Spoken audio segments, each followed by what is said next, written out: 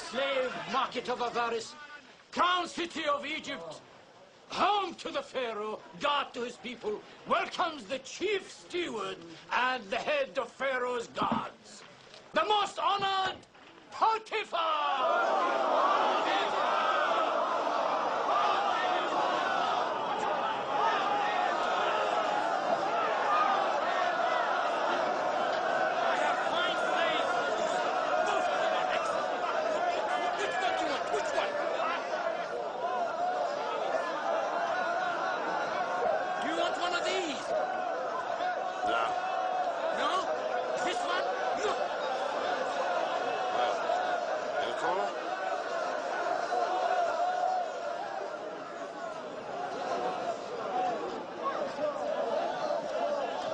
This one.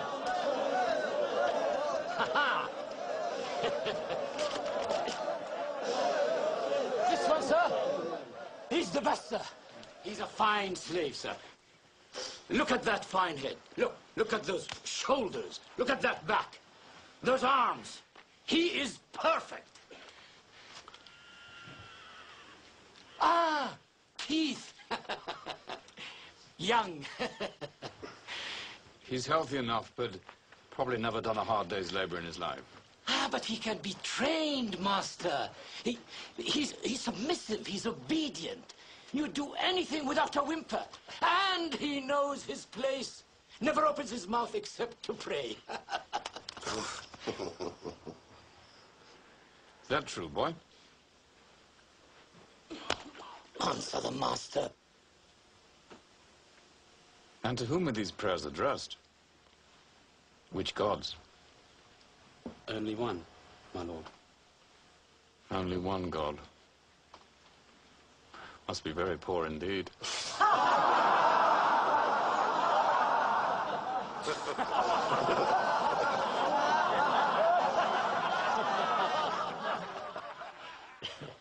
Well, boy. My one God provides all my needs, my lord. Well, he hasn't done very well for you now, has he? These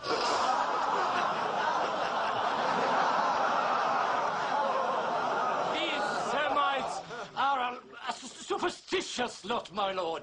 He's what? Semites. Semites. Semites. But when they are not praying, they work very hard. Hard workers, are they? Yes. I don't know. What do you think, overseer? I can knock the piety out of him, master. I know that. When I finish with him, he'll lead a city full of gods. He's young. There would be 10 more good years in a slave like this.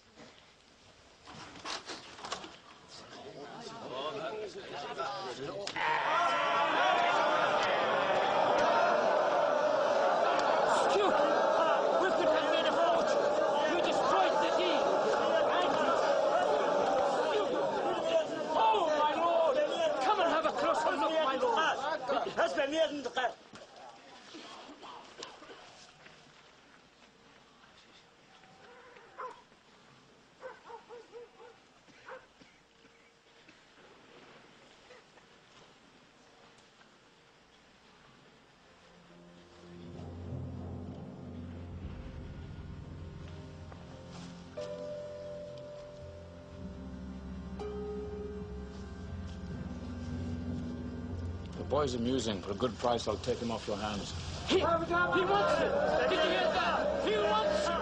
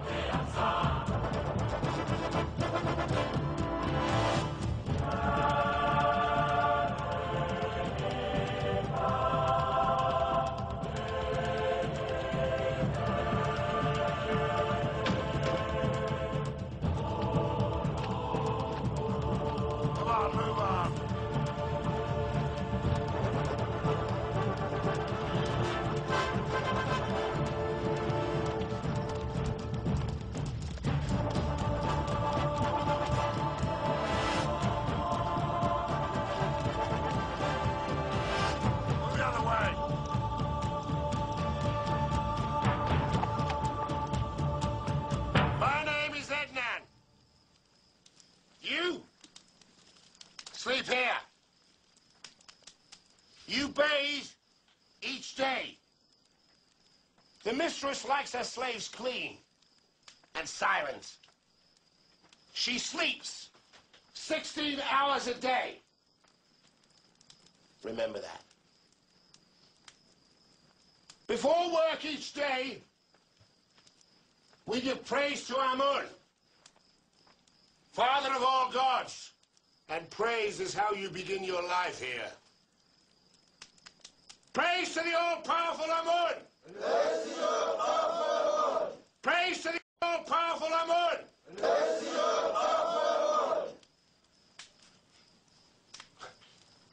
I thought you were pious, boy. Are you too good to praise our God? No, Master, not too good. Then what? I've only ever prayed to the God of my fathers. Well, you won't find him in Egypt. Don't you think you could use Amun's good graces? I need workers, boy. Not holy men. I just have to teach you to learn respect for my gods. Huh?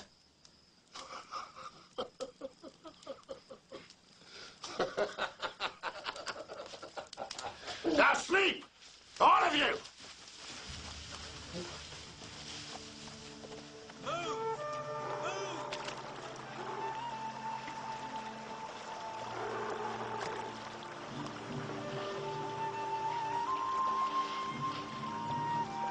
Don't muddy the water. Now with thee.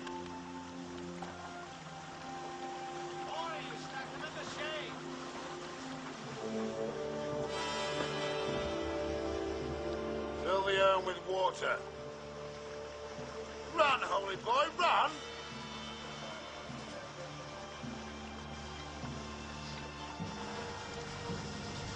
I said run!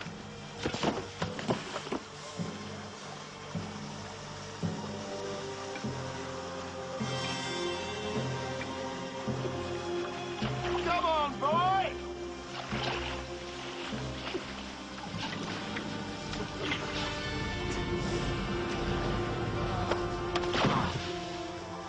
Where's your God now? Doesn't seem very powerful to me. Are you ready to praise Amun yet? Huh? Not ready?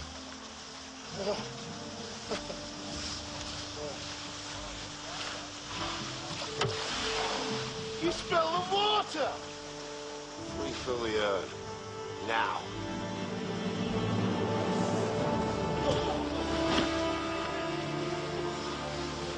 It's a fight you want, is it? Huh?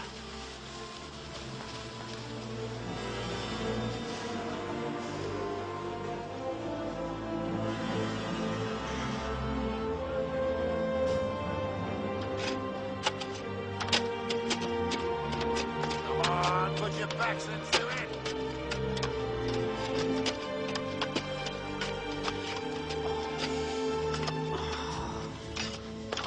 Back.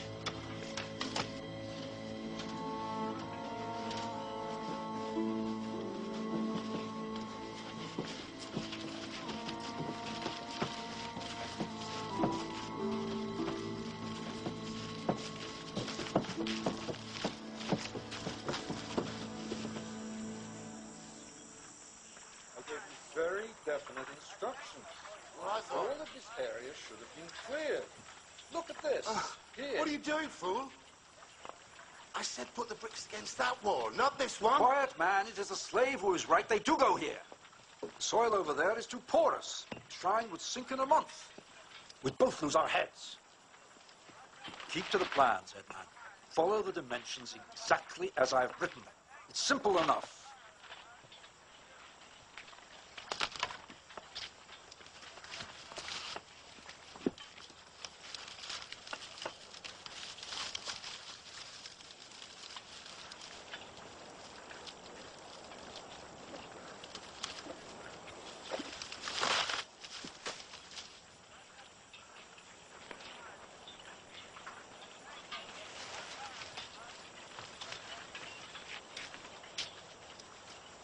Huh? It's no good to me. I can't read, idiot.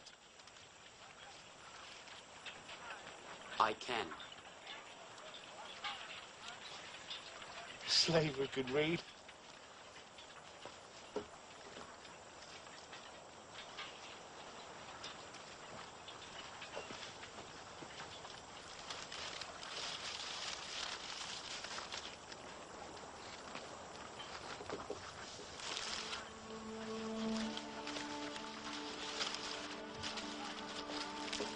According to this, we begin here. That slave, who is he? Joseph the Semite, mistress. He understands drawings? Yes, mistress. Explain his bruises. Well, a slave's life, mistress. His lot is no different than any other. Well, it should be. A good foreman would see. This is a special man.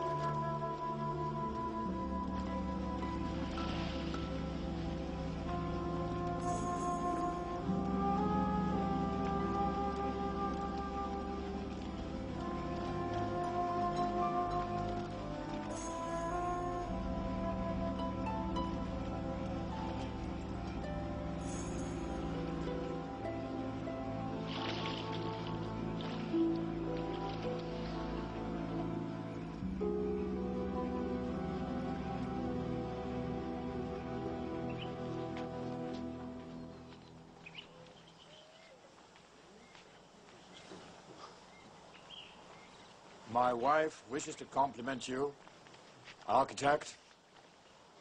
The garden is an absolute marvel. It's quite lovely. Thank you, mistress. I wish only to serve. You've served well. I owe you a special gift. Name a prize. If it's not too forward, I should like to buy one of your slaves. The one who can understand drawings, the Semite. Potiphar, I thought you said you favored him. I did. Yes, and the good architect is correct. We underuse a slave of his skills. His manner is gentle, quality lost on ordinary labor. Bring the Semite slave. Semite! Here! You tell me I did well the day I purchased you. I am grateful, Master, that God chose to be gracious to us both. What? Surely you remember, Master. He speaks incessantly of his God. I'd be careful if I were you. You worship as you like in Canaan, but in Egypt, only Pharaoh, son of Ra, is God. Is this insolence, boy? No, Master. Good. I serve you with humility and honest labor, but I cannot deny my God. A slave who insists on his own ways. What do you make of that, wife? We have enough fools who pander to us. If the estate is to grow, an honest slave who can read drawings and cipher would be a valuable addition. Especially if we taught him our own writing. You see? The respect Pharaoh's chief steward commands at his own home. Slaves instruct him on religion. His wife tells him how to run his household. His wife keeps her wits about and draws attention to what she sees as good. And you see the slave as good? They say whatever he touches flourishes. This is true. It is, my lord. Do you have a name? I am Joseph, Master. Joseph, son of Jacob. Joseph, son of Jacob. Do you think you could bring some order to my household if I brought you out of the fields? To be out of the fields, Master, I can do anything.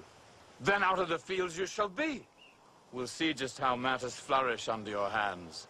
Or the hand of your God. You'll have to name another prize.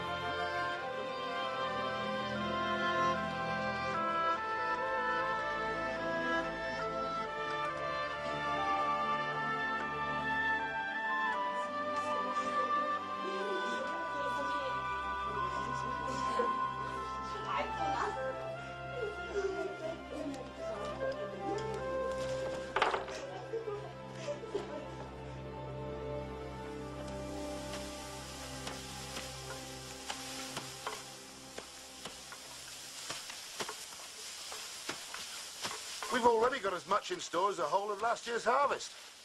And there's still plenty left in the fields. Joseph, how do you do it? Ednan, I don't create the crops for harvest. Must be. I know Potiphar thinks you do. Why else would he dress you in robes as fine as these? Clothes mean nothing. I'm still a slave.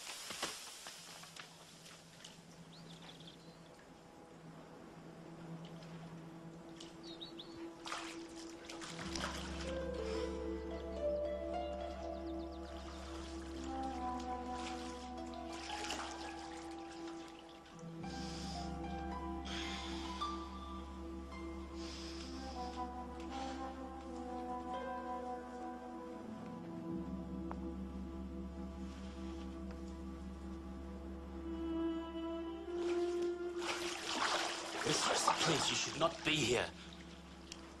Really? Has my husband elevated you to a position where you can tell me where I belong? No, mistress, of course not. Then be still.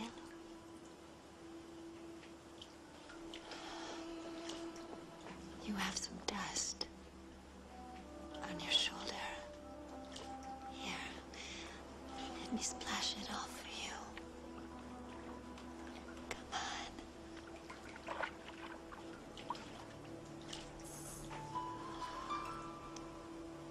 Oh,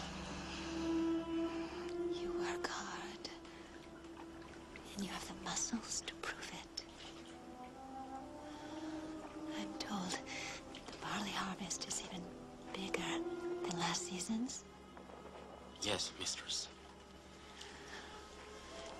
Joseph the Golden. My husband is convinced that your God is behind all of his success. That you are the key to everything he's ever hoped for. My God provides for me.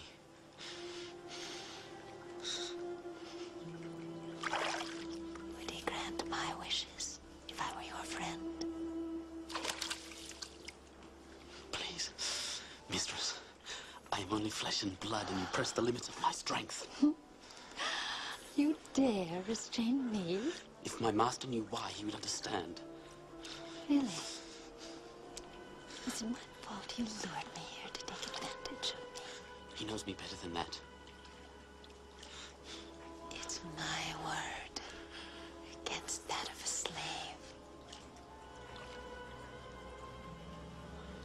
Huh?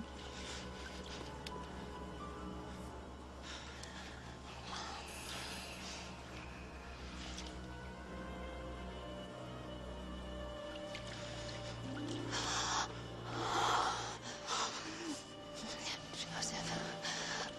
Oh, come. Lie with me. Impossible. Potiphar has entrusted me with all that is his. The only thing I cannot touch is you. How could I betray your husband's trust and sin against God?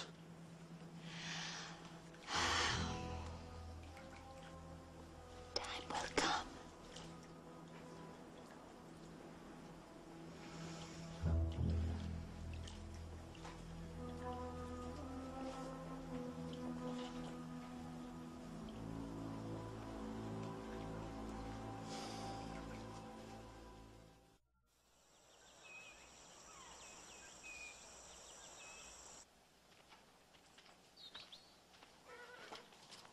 Joseph. Mistress, Joseph. I thought we understood each other. Oh, I understood you. But I think you misjudged me. So, I've decided to give you a second chance. Stop!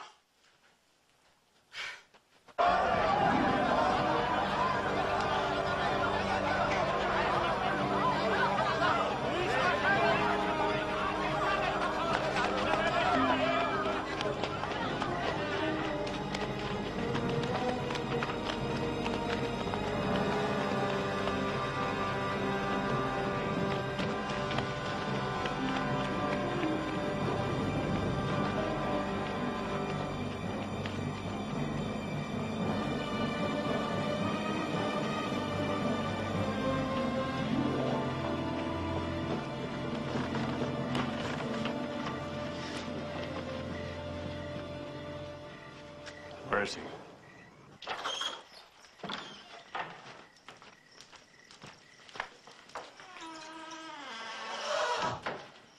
What my wife's maidservant ran to tell me, is it true? Would you have me call your own wife a liar, Master?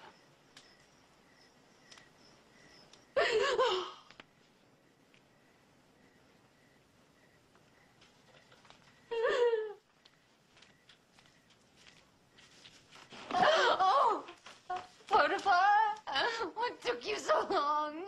Didn't my maid tell you of the pain I'm in? Yes, of course you did. Of course, my love, but the Pharaoh has first call on his chief steward's time as well, you know. Anyway, I'm here now. I'm here now, and we'll right any wrong that has been done.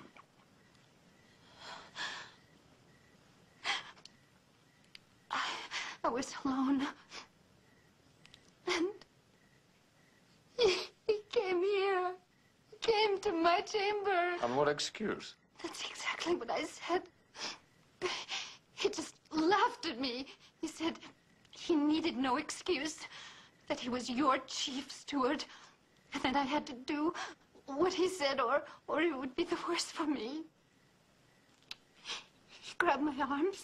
He forced himself upon me. I screamed and I pushed him away. And I scratched wildly at him. You scratched him? Yes, with the power of the goddess Bastet with me. I drove him out. I see.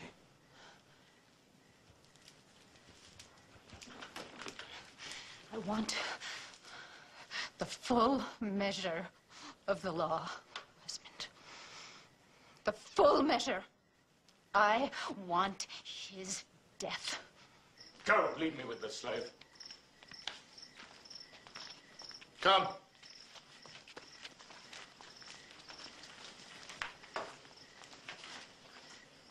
I thought I could trust you. But you can, Master.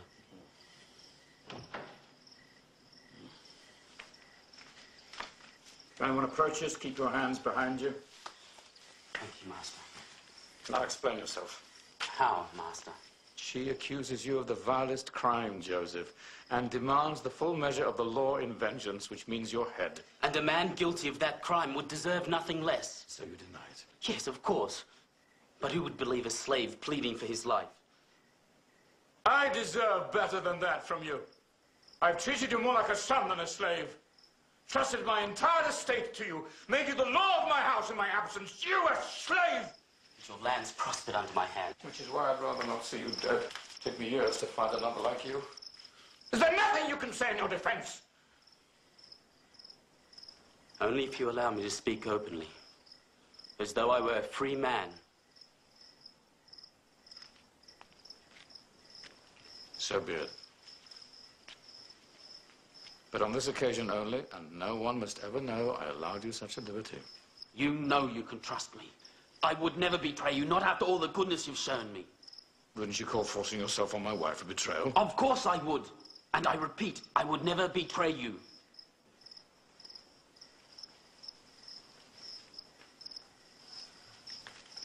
You're saying my wife's a liar? That's not my place, Master. But whatever happened to her was not by my hand.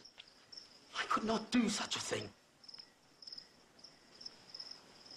No, you couldn't. It goes against everything I've ever seen in you. By all the gods, why this now? When things are going so well for my house. Give me a reason to believe you.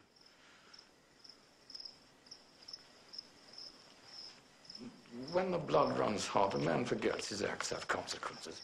I have seen the evil that comes from rape. It is hateful to me, and an abomination in the eyes of God.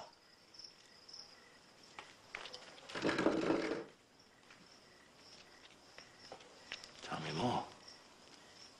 Tell me more. Give me a way of proving this isn't the way of a man like you. These are old memories, Master. Thoughts of a better time before my slavery. And thoughts of a great pain. If you value your life, Joseph, you'll share them with me.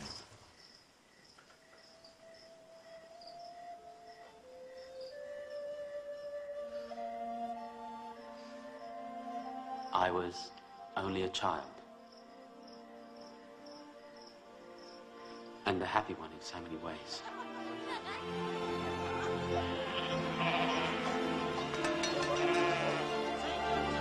Father! Father!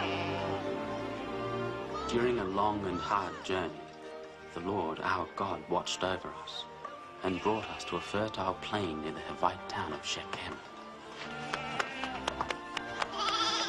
Joseph, gather the others. Here, my father Jacob said we should raise our tents. Quick! Father says you must come. There were my 10 brothers. Reuben, Simeon, Levi, and Judah. Dan, Naphtali, Gad, and Asher.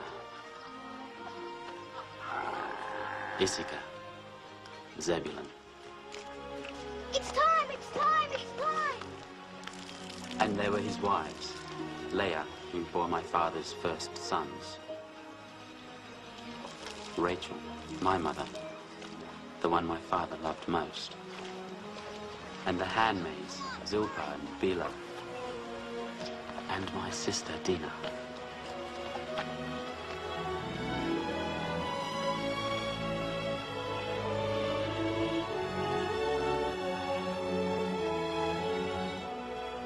It was a happy time, Master.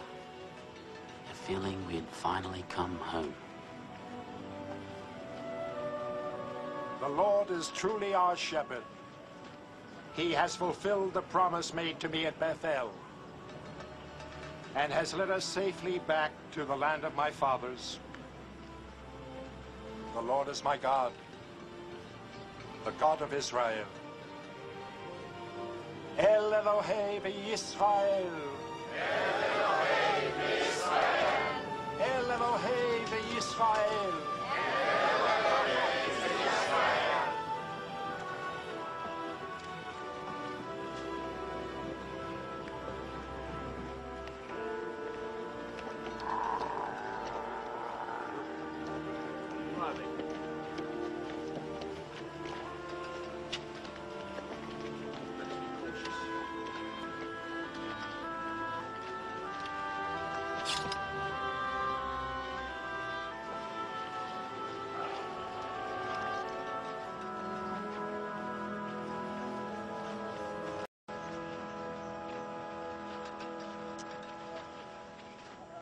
I am Hamor, king of Shechem, which lies behind those walls. This is Bera, my counsel, and this is my son, also named Shechem. So there be no doubt as to what the future holds for our city. I am Jacob, also called Israel, and these are my people. We come in peace in search of a land our God promised would be home for us. I see. And which God is that? We have only one. Just one? You must be a people very short on feasts. Our Lord provides. Indeed he does. Indeed he does. It was to him you dedicated the sacrifice? But where's the idol? I'd like to see a single God who could provide for you as well as this one appears to have done. We keep no graven images. Even so, we know he is always with us. You'll find we're friendly people. And if you also come in peace, we welcome you to camp near our city to find the home your single God promised. We come only in peace. And of course, we intend to pay full measure for the land and the use of the spring. Just name the price. 1/10 of your grain and of your flocks, and 1/3 of the animal's increase for 5 years.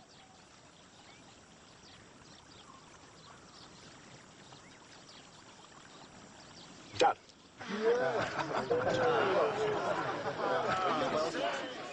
And I thank you for your kindness. We shall be worthy neighbors. Neighbors, yes. Strangers, no. In a week, we honor the goddess Astarte, with a marriage followed by a grand feast.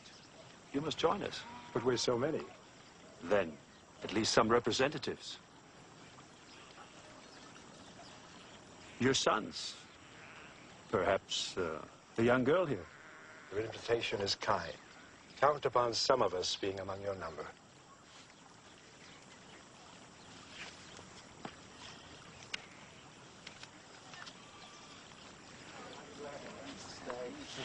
I don't like it. They're fat townspeople. I say we keep our distance, and if they give us trouble... Always the sort, Simeon. Is the hard way the only way you know? It's the surest way. No, the only sure way is the way of the Lord. As he has brought us thus far, he will continue to guide us.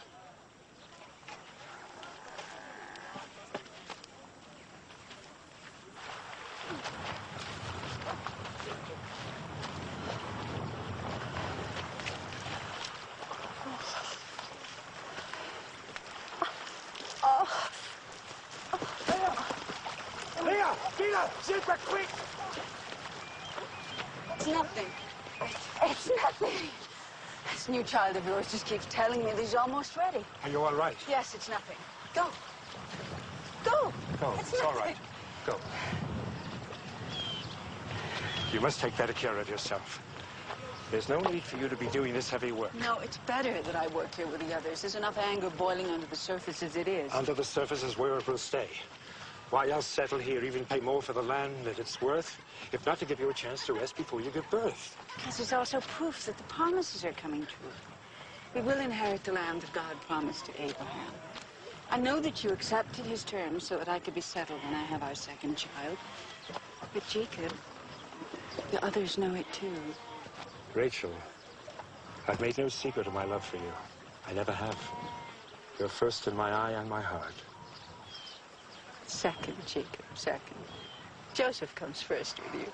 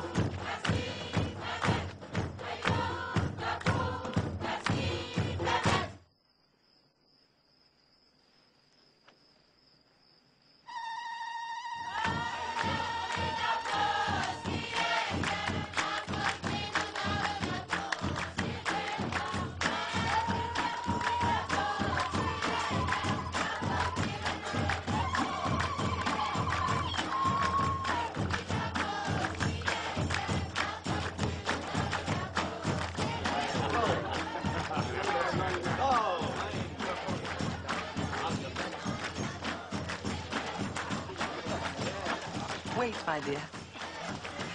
You're Jacob's daughter, aren't you? Yes, I am. Let's sit here.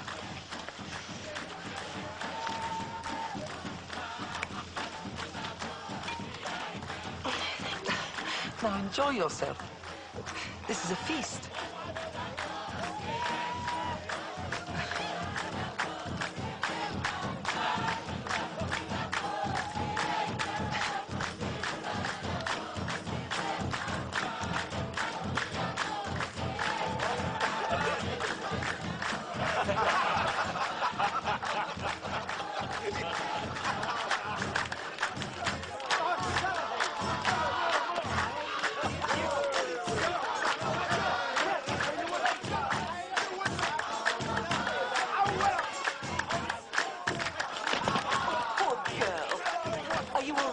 dear. Don't worry, I'll see to her.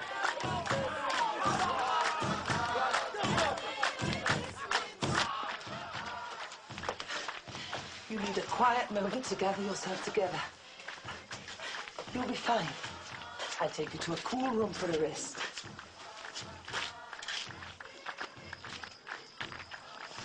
You need to rest. Lie down here for a while. You'll be fine.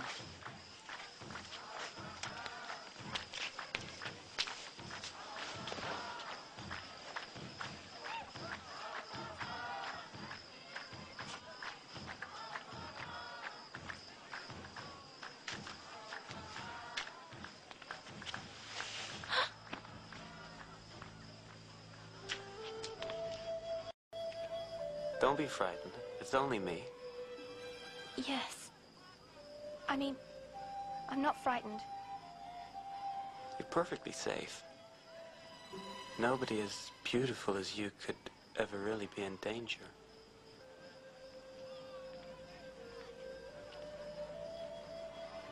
You're a woman who can have anything she wants. Yes. Well, not really a woman, just a girl, really. No, a woman. Whose face haunts me at night, whose smell makes my head spin. Please, I have to go. I shouldn't be here. This is exactly where you belong. With me. Stay away, brothers. Simeon!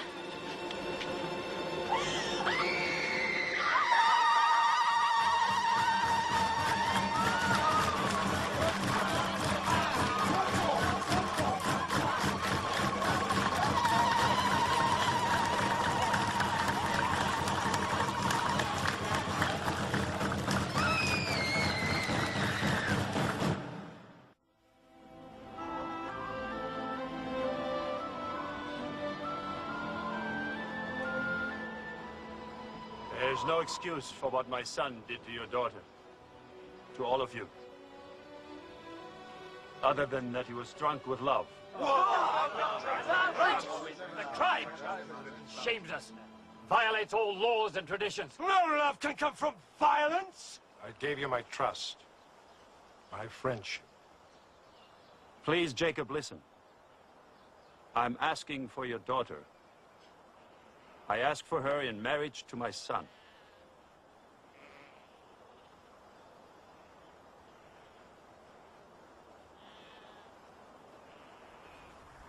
I'll do anything, whatever you ask. But I beg you, let me marry Dina. Your people and mine can be one, Jacob. We will take your daughters as wives, and you will take ours. Then you'll be strangers here no more. That you seek a peace that can wash away the stain of violence is good. And appreciated. But our traditions and beliefs demand that we can only marry those who worship our God. And our God alone. He's a good God, your God. We see his presence among you, see how you prosper. We watched your sacrifice to him. We respect your beliefs. And we can learn to worship as you do. And you can embrace all our rituals?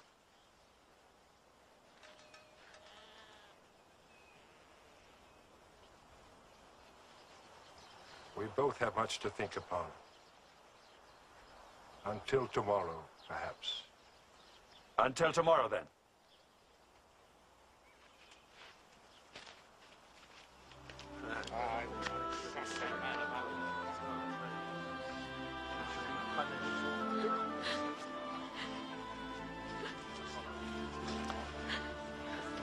So strong.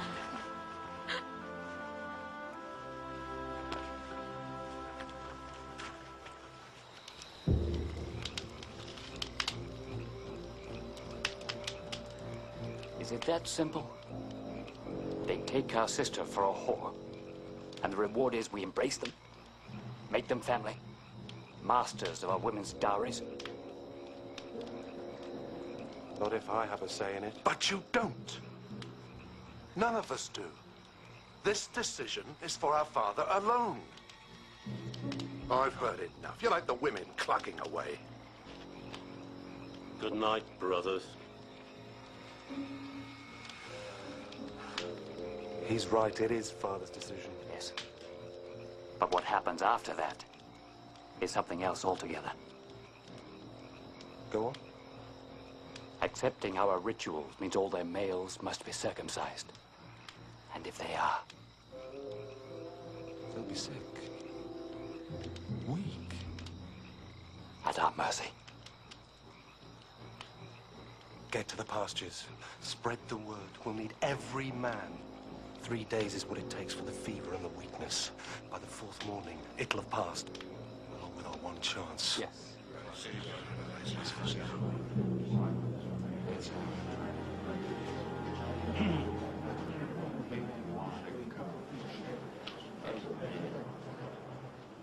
Well, Israel, have you thought upon it? I have. And I see great wisdom in your offer. But have you considered what you must do to marry amongst us? Circumcision is a harsh demand to make of grown men, Jacob. But absolutely necessary. It is a sign we bear on our flesh of our covenant with our Lord. A proof that we embrace his commandments. Only then can we be allowed to be united through marriage.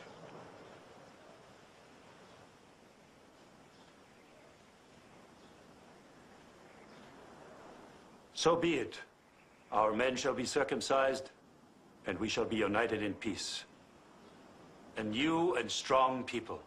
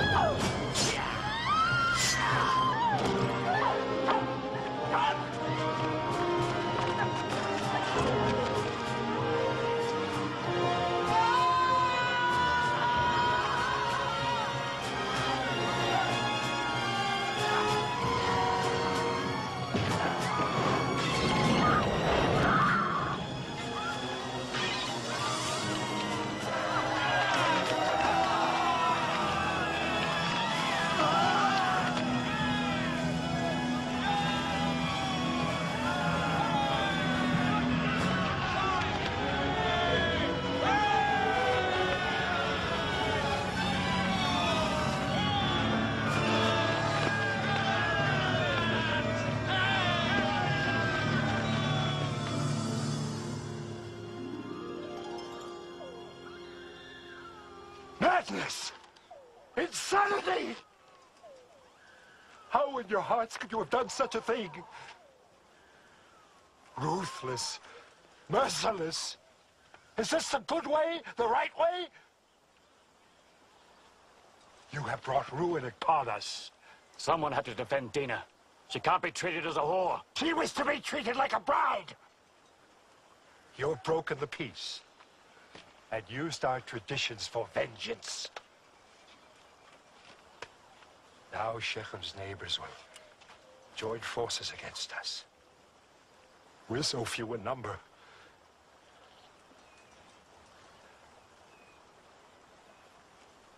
Gather our things. We must leave this place. We must leave this place! Gather our things!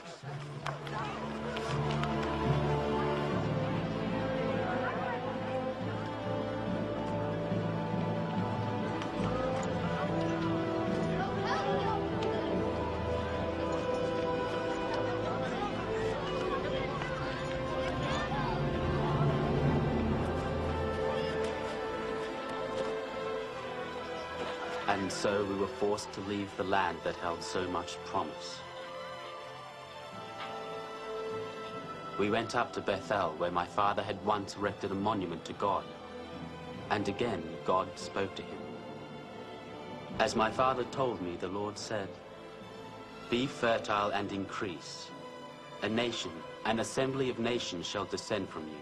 Kings shall issue from your loins. The land I gave Abraham and Isaac I now give to you, and to your offspring to come I will give this land."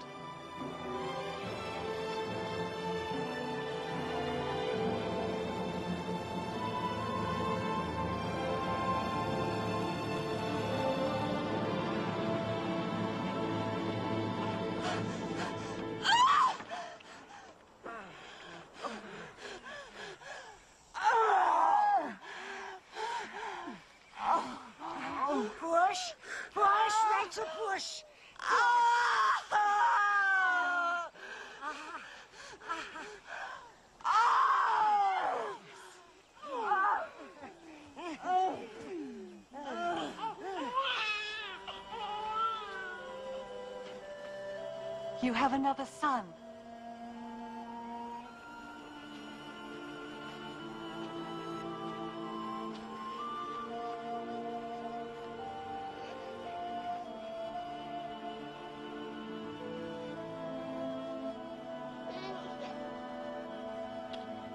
Rachel? Rachel? Stay awake, Rachel! Jacob! Rachel? My sister! Rachel! She's dying! Oh.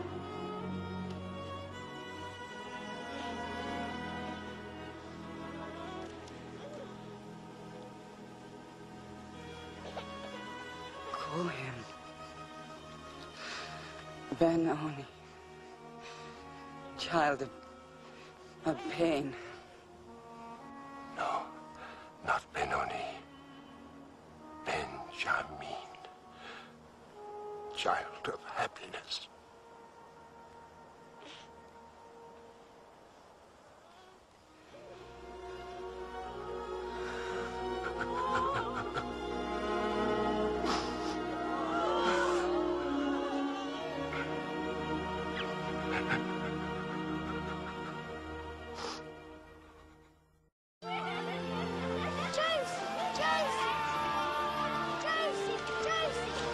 Benjamin! Benjamin! Benjamin! Joseph! Benjamin! Oh! Oh!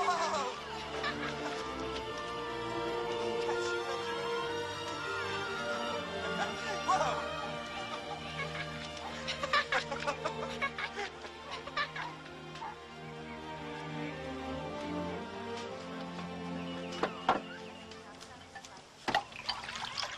Hila.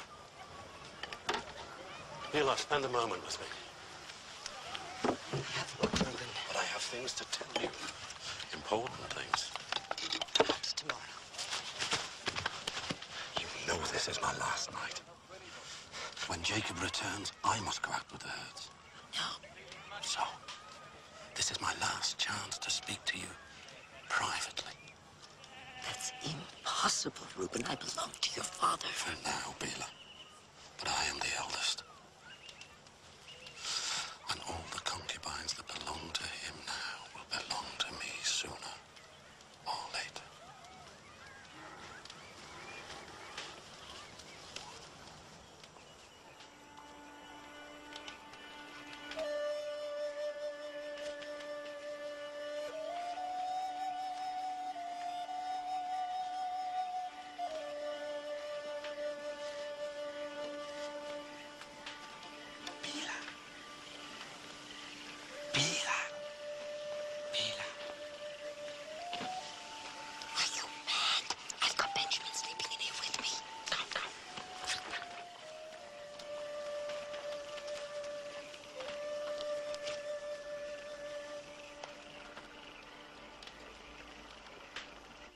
I thought you should know.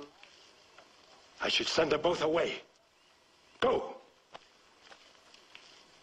How could he do this to me? How dare he do this to me? Reuben seduces Bela, Rachel's maidservant who bore me children. Bela is like a mother to Benjamin. Your sons give me nothing but grief, forcing us to leave Shechem like thieves, forcing us to take Rachel on a trek that killed her. And now this! He was wrong. I know that. But once you speak to him... No more words! Things must change. Reuben is my firstborn. Your first son. No more words!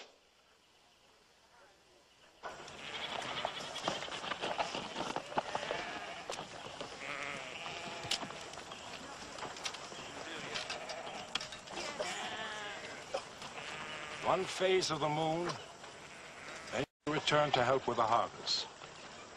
Be careful. Be alert. While you are gone, Joseph will be in authority. You will hear his words as if they were mine. Joseph! Is this a game, Father? I am the eldest, And the one who shows me no respect. You and Bela shamed me before the entire camp. Simeon and Levi betrayed my word at Shechem. If my sons will not honor me, I cannot honor them.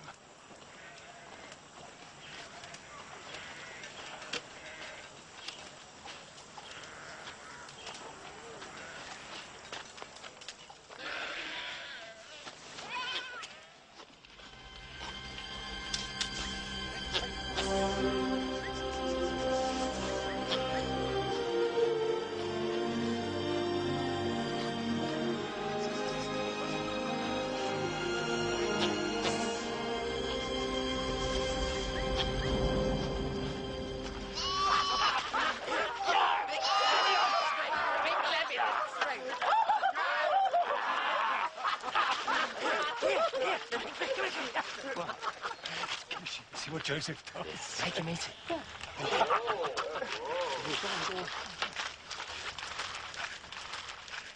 Meat for supper, little brother. Meat? From where? A sheep. You can pick the one for slaughter if you like. Me, never. Come on. Father specifically forbade us from... Well, he's not here, is he? He's not stuck out here alone, baking under the sun, living on dried fruit. Here's a nice fat one who'll stick to our ribs. But what will you tell Father? He won't find out. At least he'd better not. No wagging tongue. You'd like to then. Not our fault. The poor little lamb strays off and gets mauled by a mountain lion. Understand, little brother? What difference does it make? He's got more sheep than anyone else in Hebron. But Father, put me in charge of the sheep. And be quiet.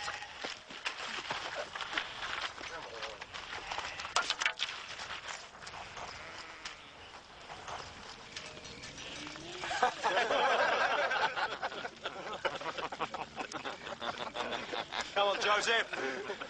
Have something to eat. It's only a lamb. Poor little thing, mauled to death by a mountain lion. Eat. I'm not hungry. Look at the hide. Any fool can see it was killed by a wild animal. A close look. Hey!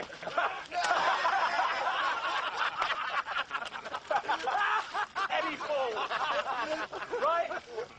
Brother? You take me for a fool? I've been a shepherd my entire life. I know the problem shepherds face. And I also know their tricks. Father, we... Silence! Now take it away! Get it out of my sight!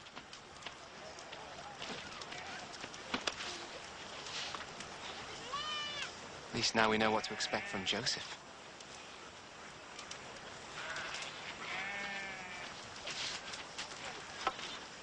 Betrayal. He's a spy.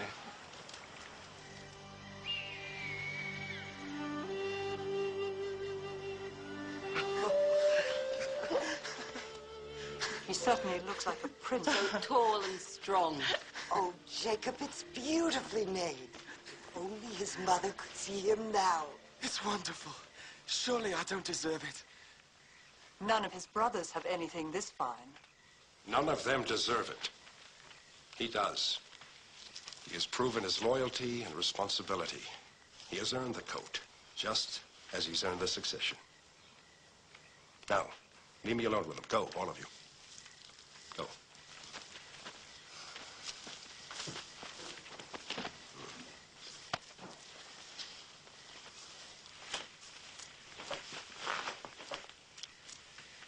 I'm honoring you, Joseph.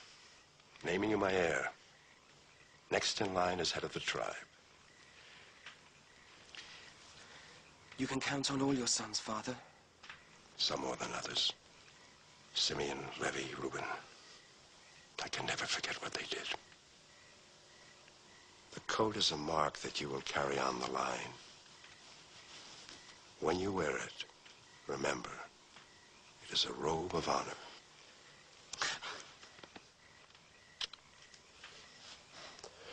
Now, get some sleep. We have a lot of work to do. The harvest starts tomorrow.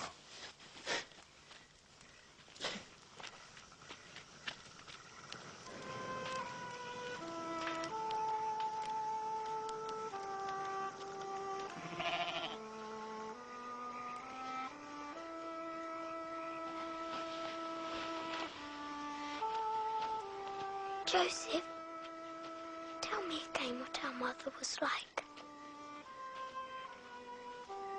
She was gentle, kind, loving, and very beautiful. More beautiful than Leah, Zilpah, and Bilhah?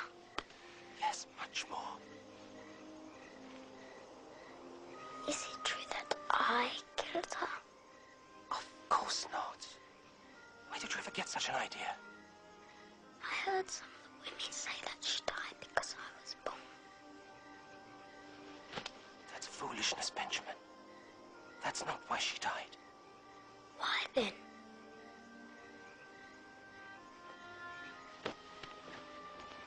I don't know why, Benjamin.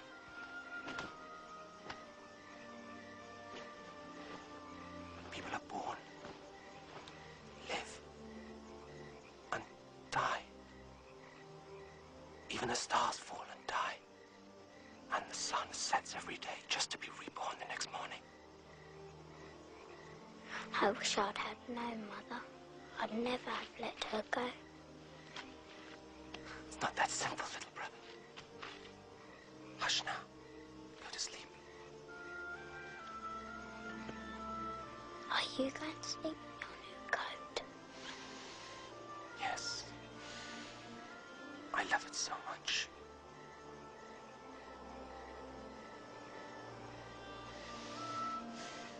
I must sleep now. Tomorrow's harvest. Hard work.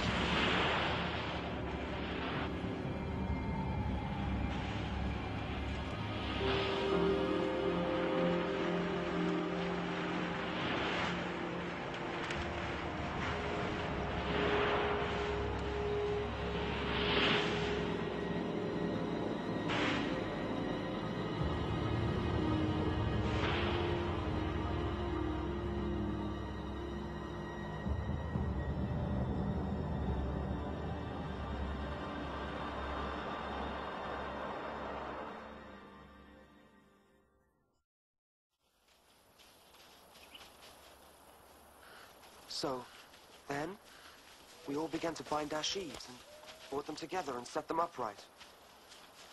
And as soon as they were on end... But don't stop now. What happened? Then, your sheaves all prostrated themselves. They bowed down before mine. That's it. Taking all I can. Boy's gone crazy because of Father's promises to him. He already thinks he's our master. I also had a dream. In mine there were 12 piles of manure. The smallest one walked and talked and told tales. No. Be serious. I've had enough of him. It's time we had this out. Tonight. After the day's work.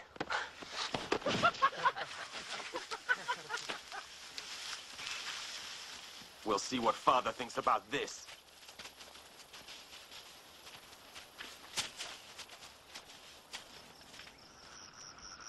So we all began to bind our sheaves and brought them together and set them upright. And as soon as they were on end, their sheaves bowed down before mine. Do you hear that, Father? He dreams of being our master. This has to be stopped. Now, that Simeon is as foolish a thing as I've ever heard. Should I order the boy to stop dreaming? Dreams have meanings. And when God intends for us to understand them, he'll make it all clear. Until such time, all we can do is listen. Joseph, you spoke of another dream. Yes, Father. Tell us. I'd better not, I think. If God gave you a dream, you must share it with us.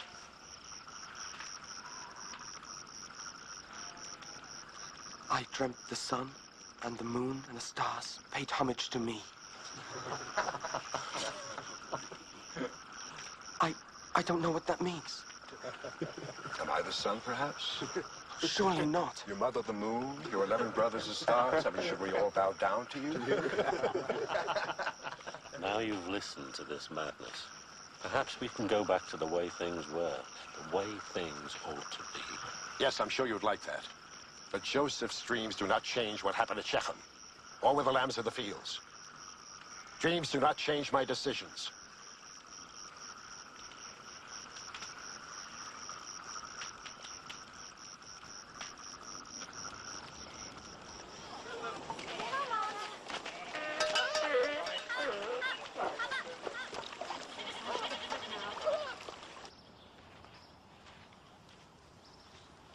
I'm sending you to see how the flocks are doing, not to a feast.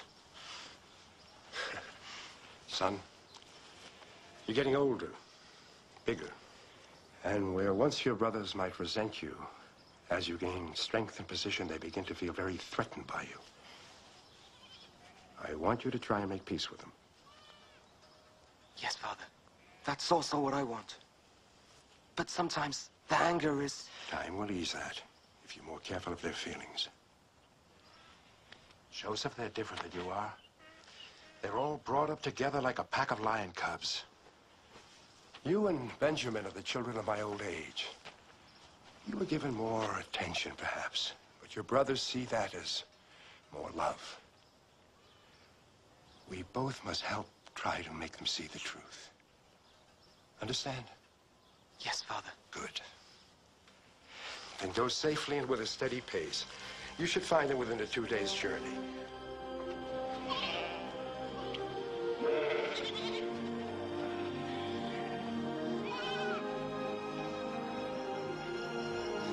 Each night grows colder than the one before. We have another cycle of the moon before we can return. I'm in no hurry. Only thing waiting for us at Hebron is our new master in his wonderful coat. Come, little sheaves. Bow down before the great man Joseph. Come on. Bow! Mercy! Mercy, master, please! Have mercy upon us! A wild animal tore a little lamb to pieces! Please, please! Oh, we are innocent, oh great Joseph. Please have mercy upon us. No, my brothers. I'm in no hurry to see him again. It's peaceful here. Unless he comes looking for us. I think we should move west. What makes you think the pastures will be any better somewhere else?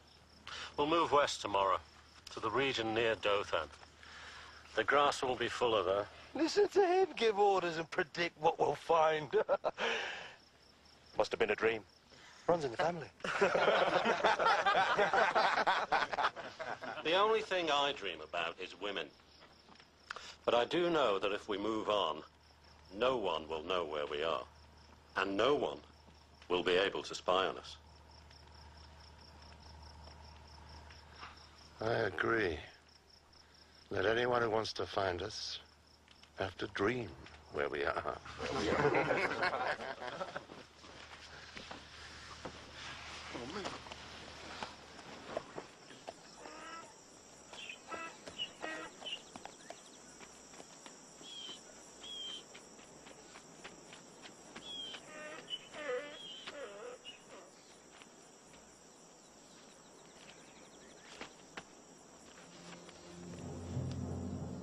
What are you looking for? I'm looking for my brothers. They're pasturing the flock somewhere near here. They moved on. I heard them say they were going to Dothan. Thank you.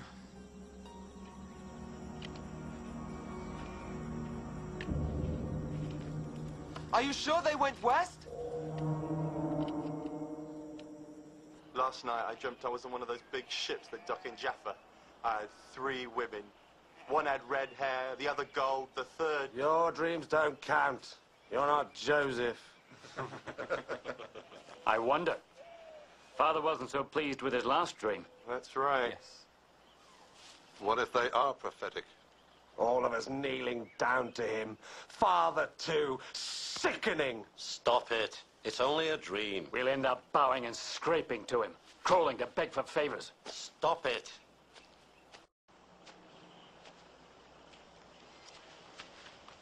What is it? Here, brothers!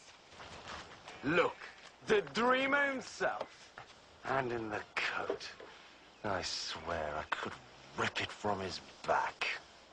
Father sends you fresh food!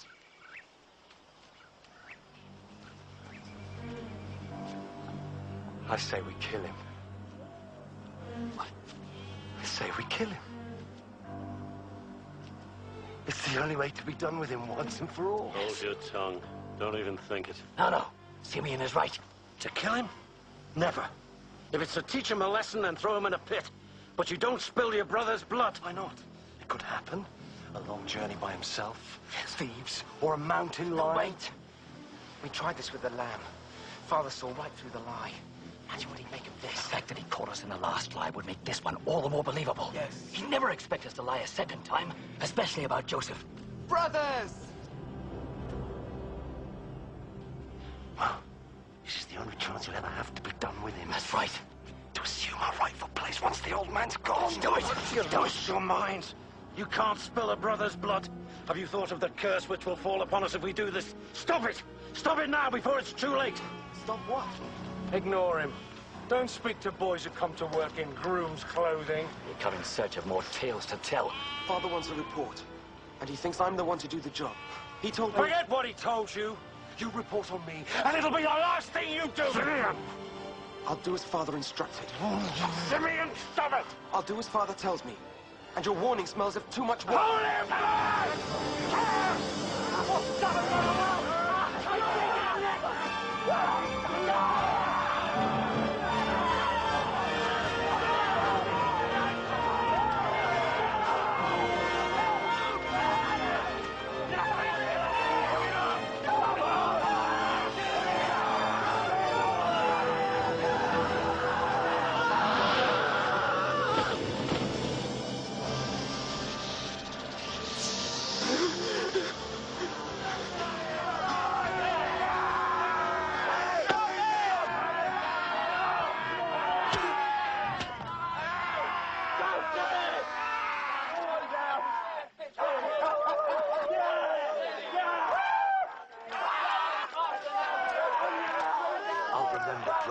I'll remember that when the time came to act for ourselves, you weren't there.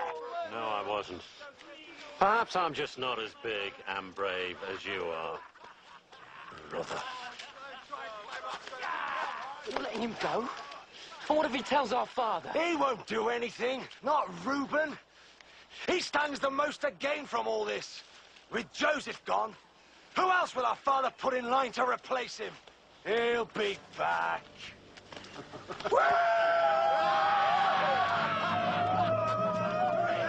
I'm Joseph!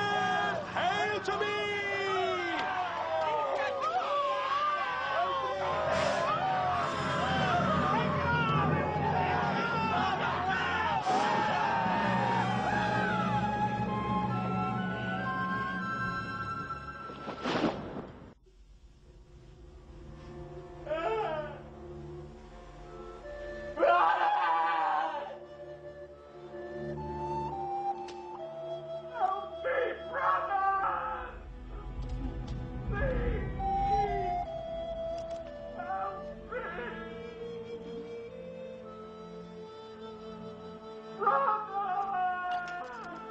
Grow up, all of you! Sitting and moping like women. What's done is done. Now let's get on with our own business. The boy is our business. Was, brother. Was. There's no turning back now. And if we pulled him out? From the well where you helped me throw him? And have him tell Father what we did? At least he's not dead. Well, we could always tell Father we're just trying to teach him a lesson. And Father will teach us a thing or two. The flocks are his, the tents, the food, everything. I've worked too hard to be disowned and left with nothing. No, brother, we'll have to see this one through. Because what our Father doesn't know can't hurt us.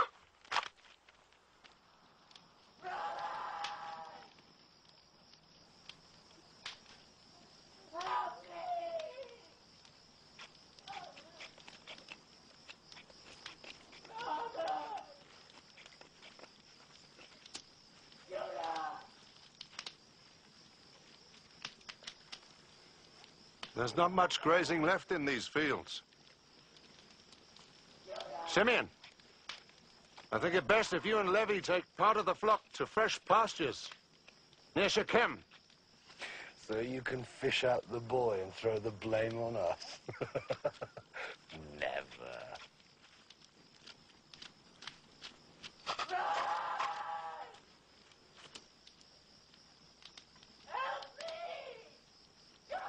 Oh, do something, Simeon, before we all go insane! We should have killed him.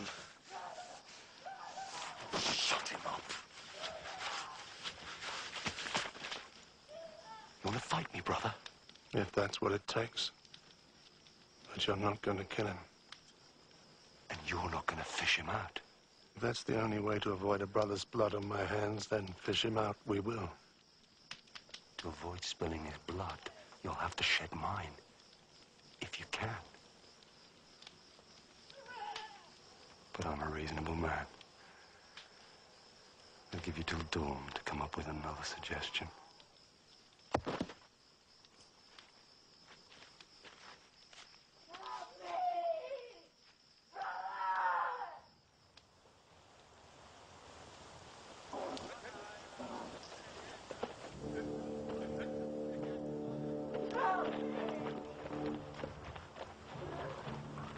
Ishmaelite traders.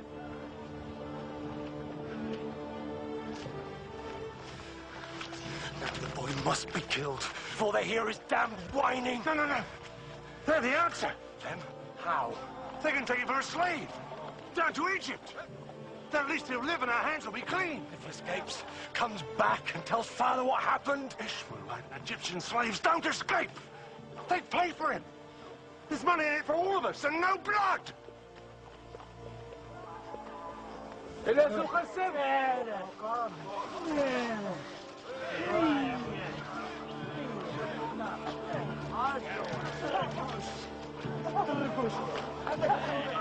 $20 shekels, not a piece more. In silver? Of course.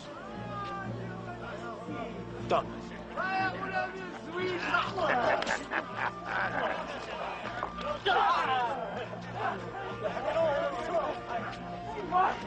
What is it?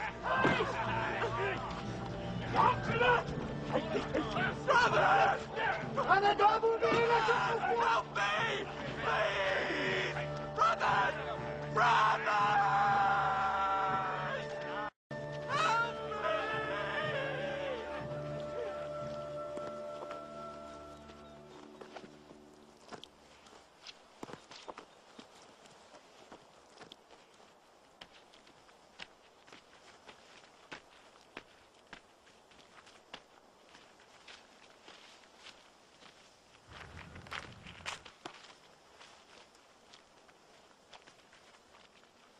Come to save him. I won't have his blood on my hands. It's too late for that.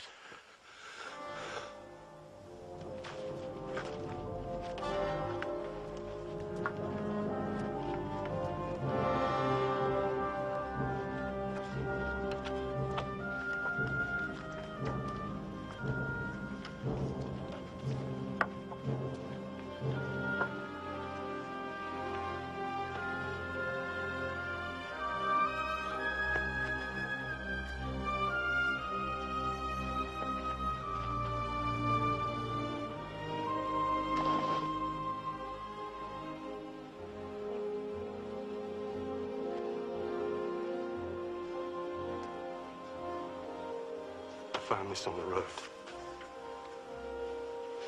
I must have gotten lost. A wild animal. No! No! No! No! No!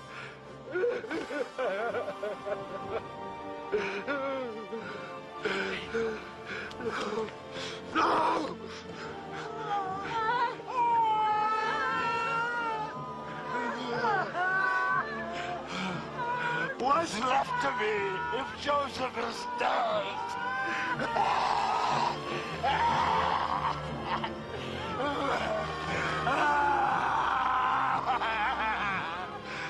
Joseph! Joseph!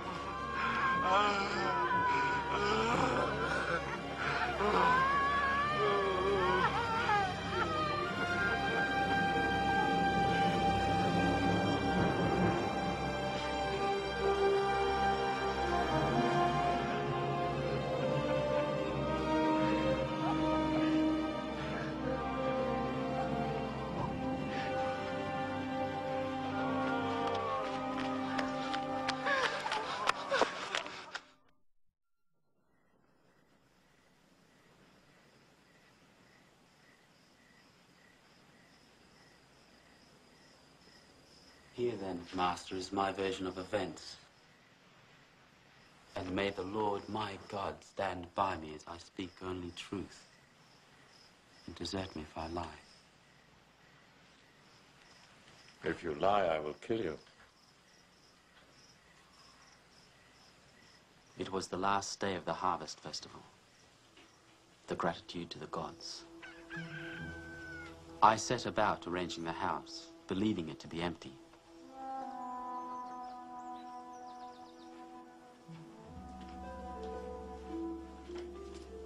Joseph. Mistress? Joseph. I thought we understood each other. Oh, I understood you, but I think you misjudged me. So, I've decided to give you a second chance. Stop! Joseph.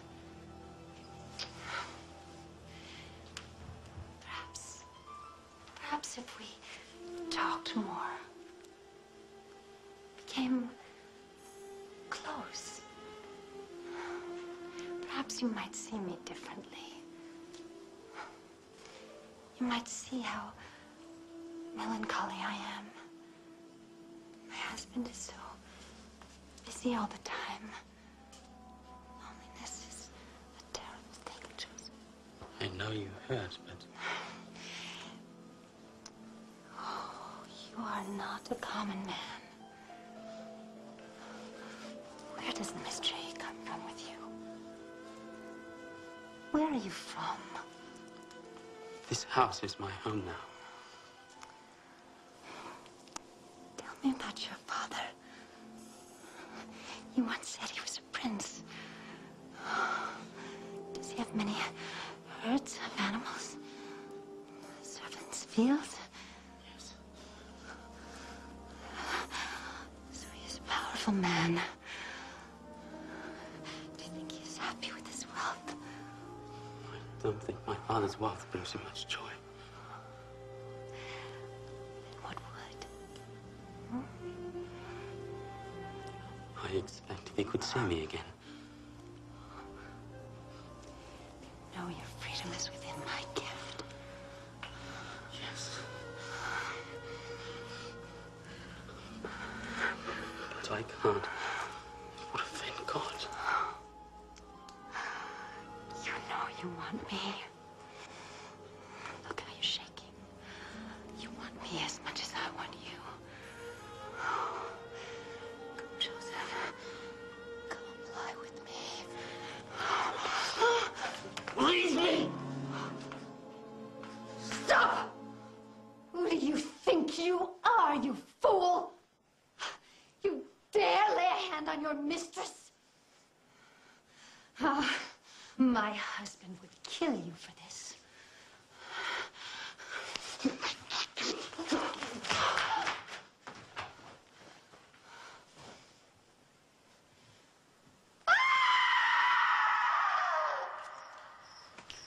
Is that all? As I swear before the Lord my God.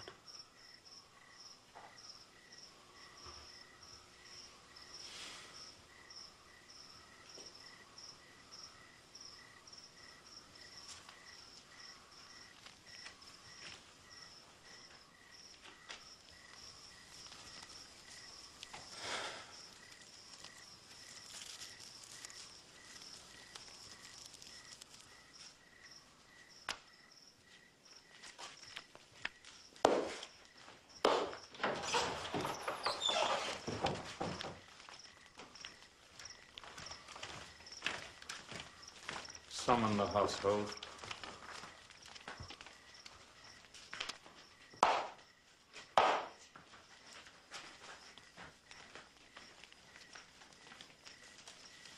Good. Let them all hear him sentenced to death.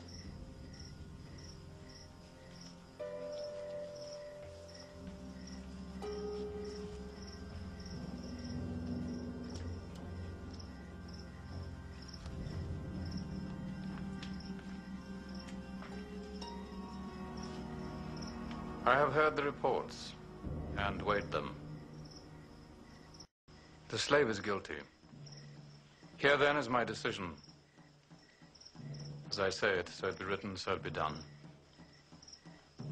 The slave is to be taken to the Pharaoh's prison and held there at my pleasure. The jailer is to report to me weekly on his treatment and his progress. Thus is this matter now closed.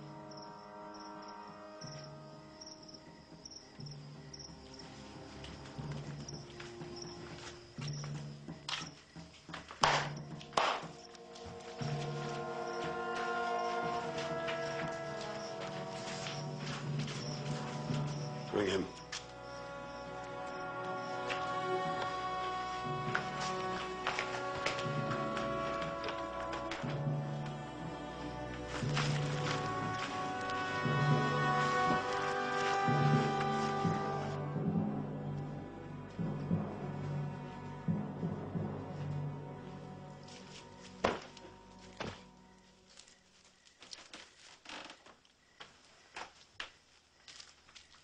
You humiliated me. You sent him to prison at your pleasure? What about my honor? What honor? How dare you? I know you, wife.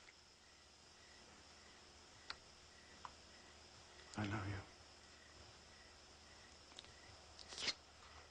Don't understand. Whatever you believe of me, how can you let him live? How can you humiliate me like that? because one humiliation deserves another.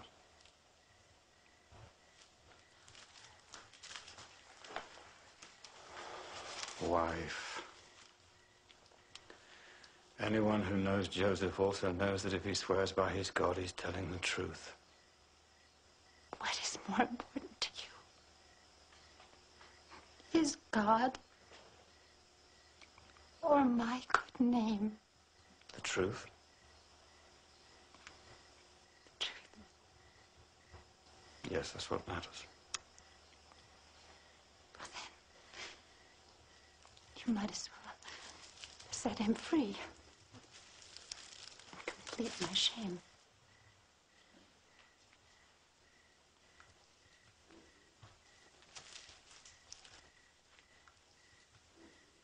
Wherever he is, whatever happens to him, he is free. Because his God is with him.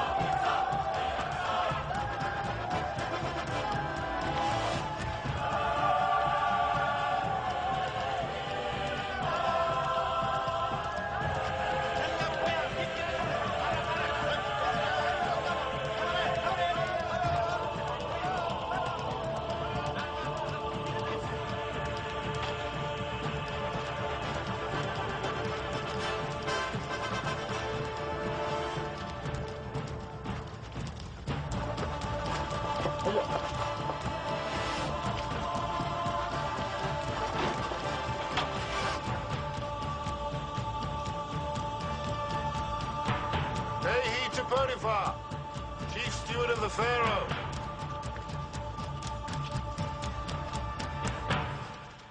Peace be with you, Master. Do you know about this? The warder said only to expect 2 new prisoners. The excellence of your work here is becoming common knowledge. They say that prisoners have never eaten better. The warder's never been richer. The Pharaoh has never had to spend less to keep his jails running. 10 times a day I'm asked how you do it. God blesses my work, Master. as I've seen for myself. And I know that one day he'll see me gone from this place. Well, he'll have to deal with the Pharaoh first. I'm not so sure they're on speaking terms. As you see, two very fine specimens. Fine garments, royal eye tattoos, and a station and breeding. Fat one is, well, was Pharaoh's baker. The scrawnier one is cupbearer. Important men. How did they end up here? Accused of theft. Of Pharaoh's bracelet of the sun. The mark of the true sun god. It's gone. Missing. And Pharaoh's seers and prognosticators say that one of these two is the culprit. Then their lives are over. Probably. But you never know what can happen.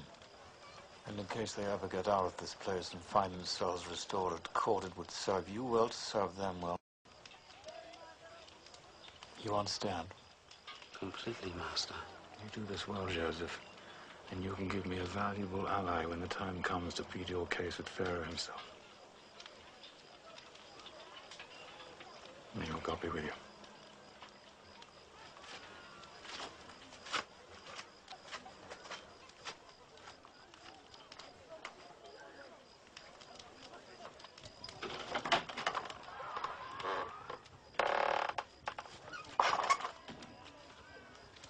I am Joseph, my lords.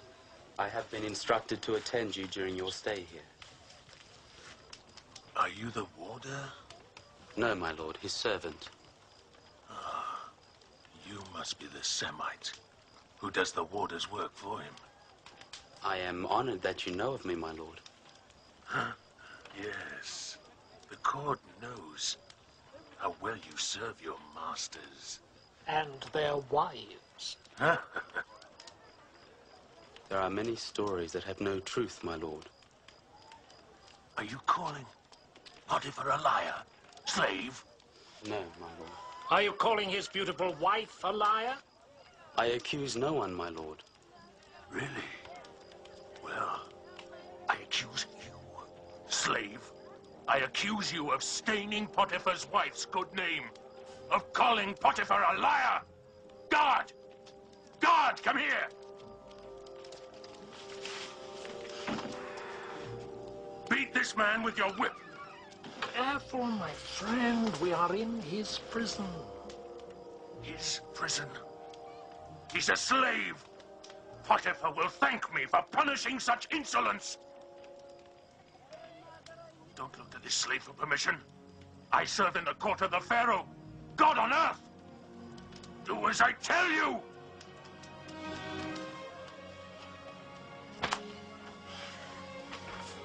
You will not slander the name of Potiphar.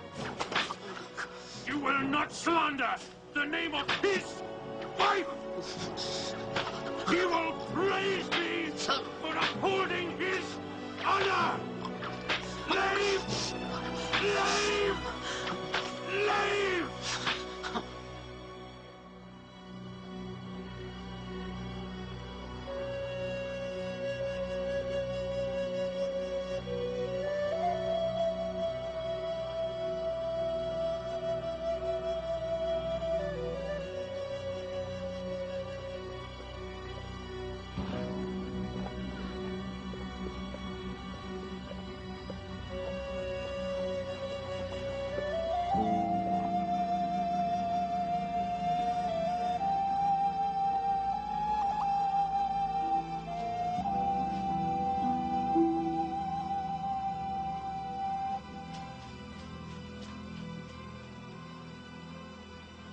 They say this season's market will be bigger than last. I hope so. It gets harder and harder to scratch out a living. Judah, you don't have the animals to prosper, you know that. You need good, rotting males, healthy she-goats, ewes. I won't return to my father's camp. I can't live with Jacob's sorrow. He still mourns the loss of Joseph, and the entire settlement is a pool of grief. As a widower, I've enough of my own.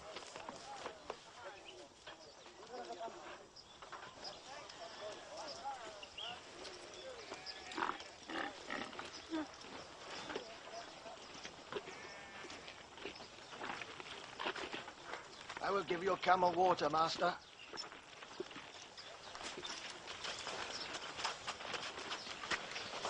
Now there's a sight. A whore. A Canaanite who hides her face. They're always bewitching. It's a strange custom, but it adds to the mystery. Traveler, lie with me and ease your mind. By lining your pockets. Who can put a price on a moment's escape from the troubles of the world? I have no money with me. My friend is a recent widower, and while he may not have money with him, he does own fine flocks, perfect animals, the softest fleece you've ever felt. Though I can't say what someone like you might have felt. I see no herds. They're at the market. I could bring you a sheep on the way back. Tomorrow. And until then? Only my word. Then you can leave me your staff and seal as a pledge. Tomorrow, when you bring the fleece, I return them.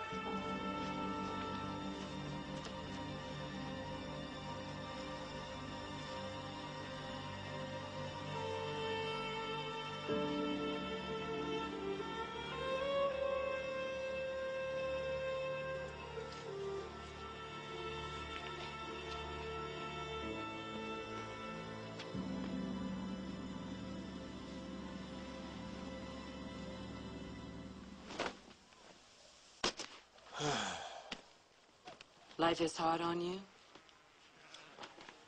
A barren daughter-in-law that buried my first son. People die. They do. But as is the custom with my people, I forced my second son to marry her so that his brother's wealth would not be lost. And he too died. Misfortune indeed. You have other family? 11 brothers. Once there were 12. But the second youngest was taken by a wild animal. And ever since, not a day passes but my father sheds a tear at the youngster's memory. His sorrow was so thick I had to leave and start my own encampment. You grieve as if the boy's death was your fault. Never. In no way. Why would you even think such a thing? No injury intended.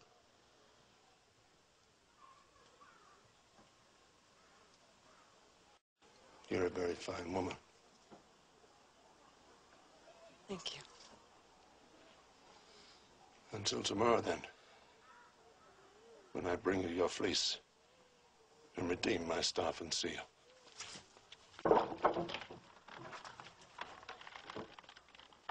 Until tomorrow.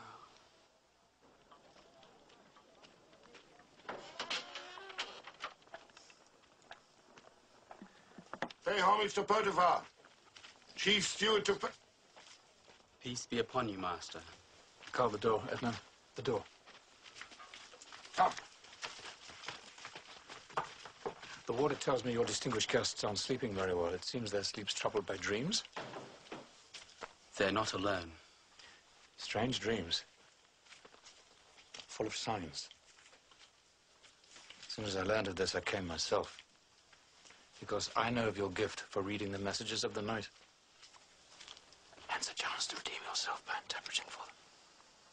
You can't remain silent now that they know you have the special gift. How do they know? I'm due back at court. Pharaoh's men work night and day to retrieve the bracelet. They'll have it before long.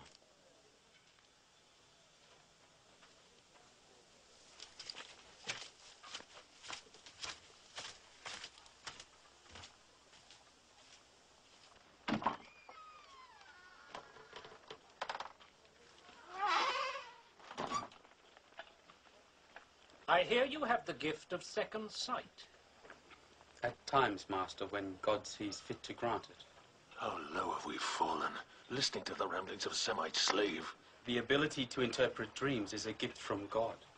Then why don't you see how well he could do for you, Vintner? I intend to. Be seated, Joseph.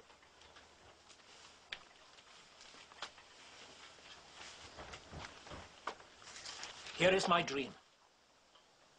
I was in a vineyard in the countryside. There was a vine in front of me, and on the vine were 3 branches, one of which began to bud. Now, no sooner had it budded than it blossomed, and its clusters became rich grapes. I had Pharaoh's cup in my hand. I picked the grapes, and I squeezed them into Pharaoh's cup. And then I handed the cup to Pharaoh. Now, can you interpret? This is what it means. The 3 branches are 3 days. In another 3 days, the Pharaoh will lift up your head and restore you to your position. Then you will hand the Pharaoh his cup as you have always done. Rest easy, your days here are numbered. Can it be true? Now listen to me, slave. I, too, had a dream. There were 3 wicker trays on my head. In the top tray were all kinds of pastries for Pharaoh, such as a baker might make. But birds were eating them off the tray on my head. Give me its meaning. I am sorry. I cannot interpret that dream. You can. I know you can. You're hiding something from me. Tell me what it means. Very well. This is what I believe your dream to mean. The 3 trays are also 3 days. In another 3 days, the Pharaoh will lift up your head as well, by hanging you from a gallows. Then the birds will eat the flesh from your bones. No!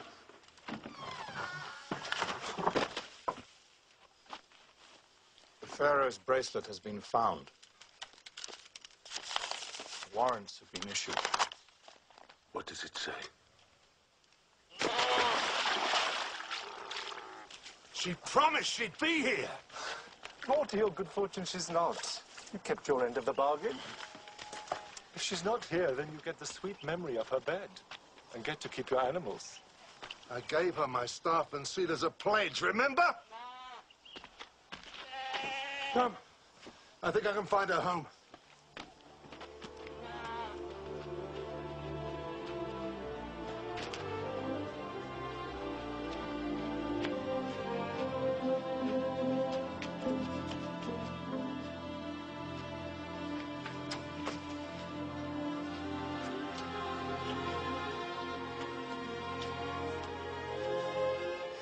My punishment will never end. Never.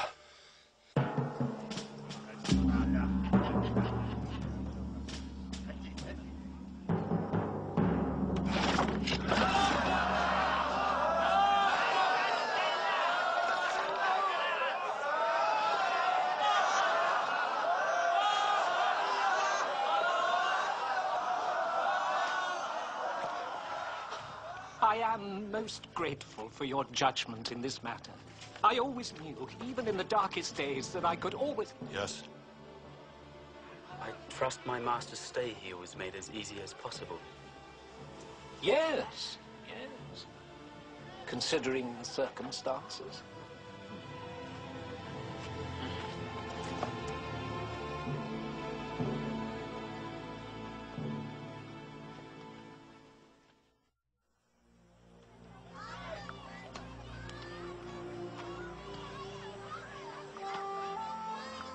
Now repeat everything you've learned, Benjamin.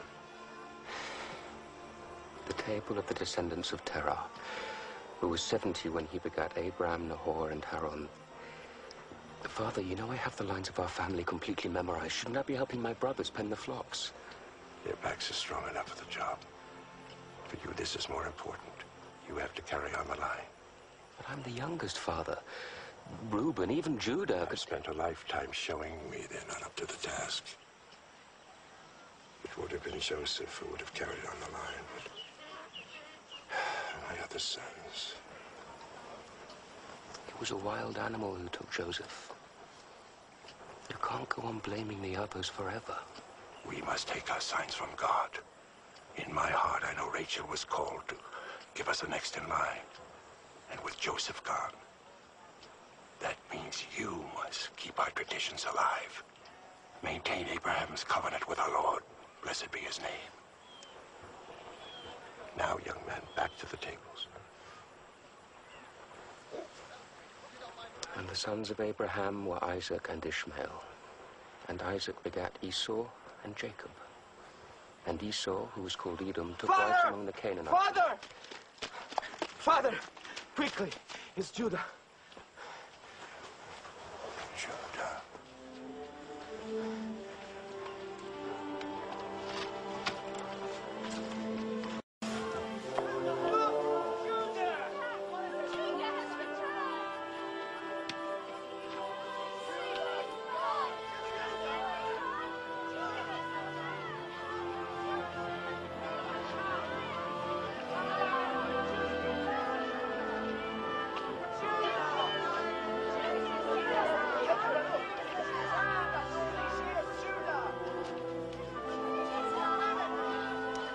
Reuben. Judah. Simeon. Levi. Dan. Natalie. Gad. Asher. Issachar. Zebulun. And little Benjamin, you're not so little anymore.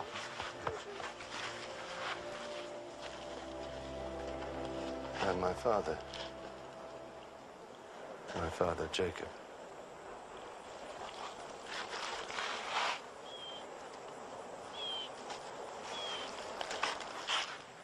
Welcome to our camp. To you and yours. I am surprised to see you. I couldn't stay away from you, Father. Especially now, when my clan faces a problem that needs a wiser head than mine. What sort of problem? Tamar, widow of 2 of my sons, and betrothed to Selah, my 3rd, is with child. And Selah is the father? No.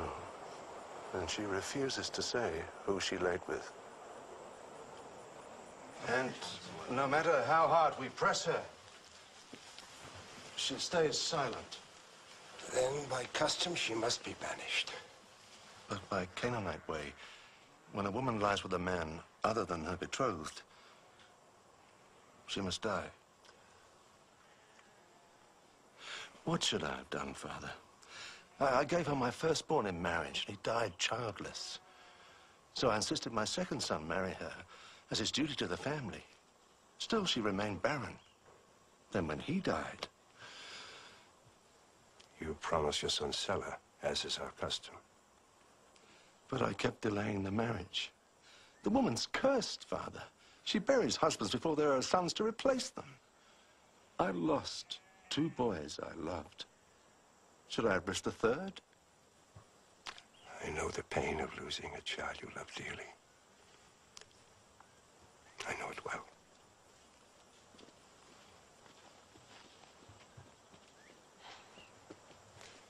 Yes. She'll speak of anything you ask, except the father of the child in her stomach. And she's unafraid. This is not our problem, Jacob. That much is true, Judah. You left this camp and established your own line.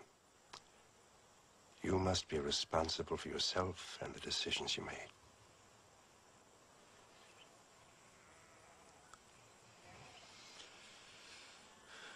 We'll take her back to our camp. There, by Canaanite custom, she must die.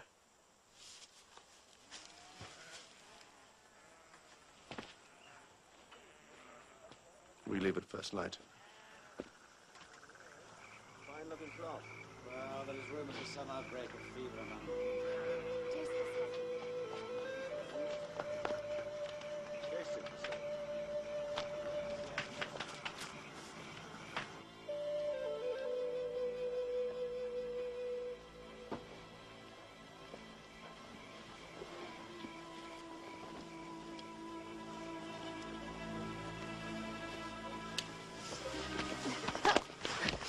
So what do you have, a knife?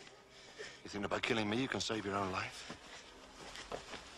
You do me a favor, whore. By trying to spill my blood, you justify my own decision to see you executed.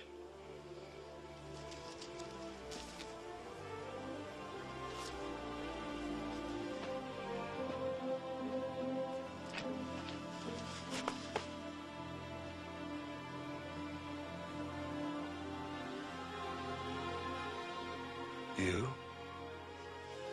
I only did it because I wanted a child. This child that is rightfully mine. A son to continue the name of my husband, heir. Your own son and firstborn. But you didn't sell it to me when it came of age as you should have done. You're a very courageous girl, Tamar. But not brave enough to face death. That won't happen. I have enough to answer for. The crime of taking your life for something I have done is more than I can bear. You were right and I was wrong. I should have given you to Sulla. The only sin there is belongs to me. You will live to have your child and raise him as a mother should. Living in your own tent with respect and love.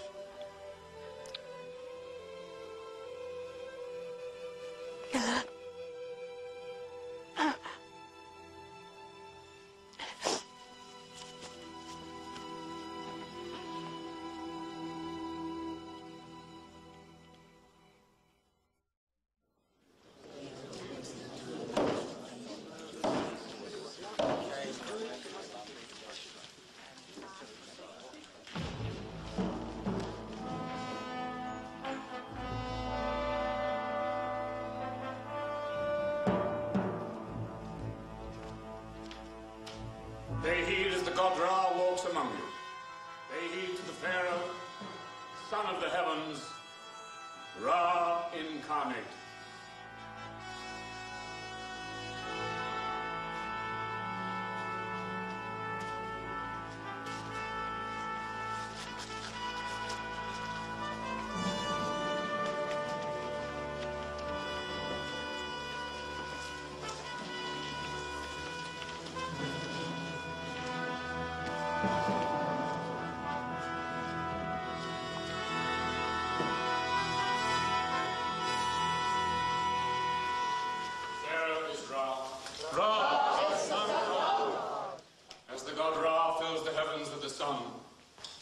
So the Pharaoh Ra on earth does the same here below.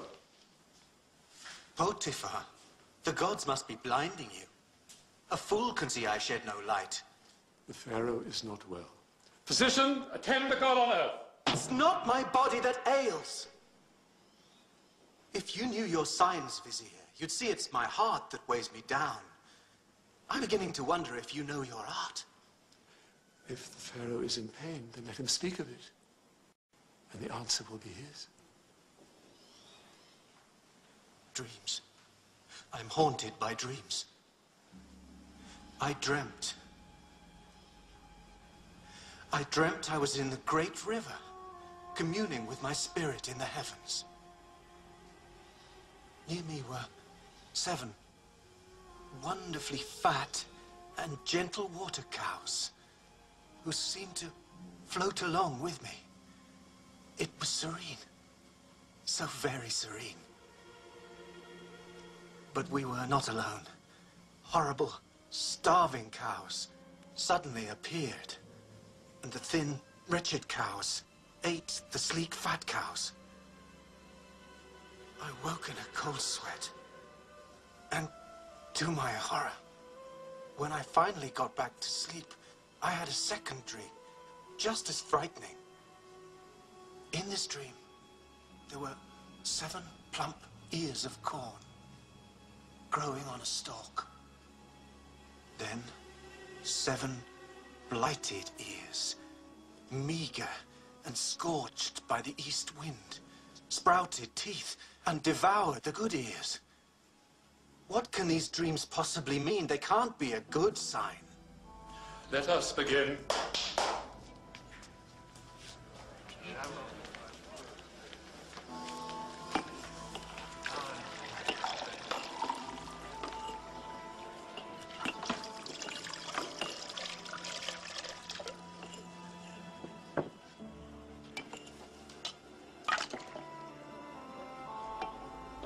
A cup of wine.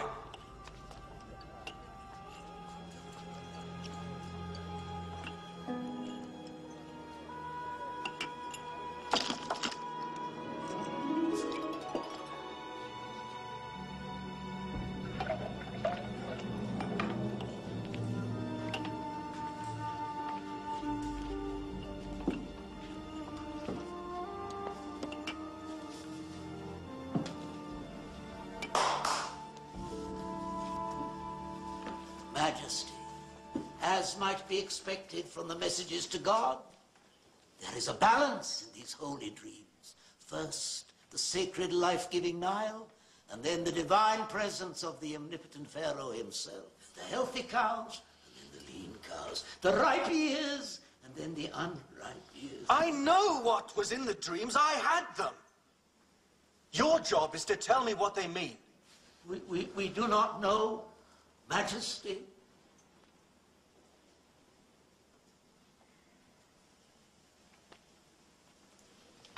How can you remain silent when you know there is a man who can ease your Pharaoh's mind? I dare not, Master. Pharaoh's mood is black. I dare not remind him that I was ever in his disfavor. Come on, man, don't be a fool. But I am a humble wine-bearer, Master. It is for you, Potiphar, the chief steward. It is for you to speak up. More wine!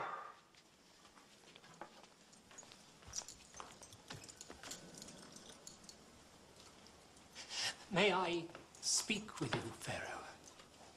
Only so others may not hear.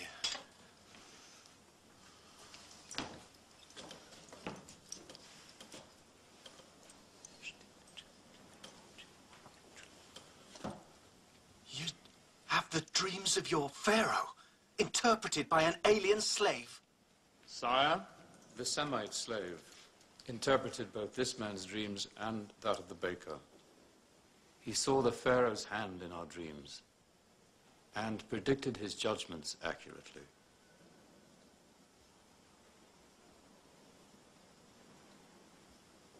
Well, this slave of yours, how is he called? Joseph, sire? Bring me Joseph, the Semite from the dungeon, and tell him nothing about my dreams.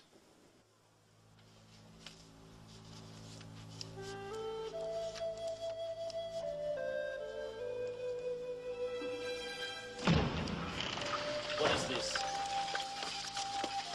I order you, speak! What are you doing? Please, What have I done?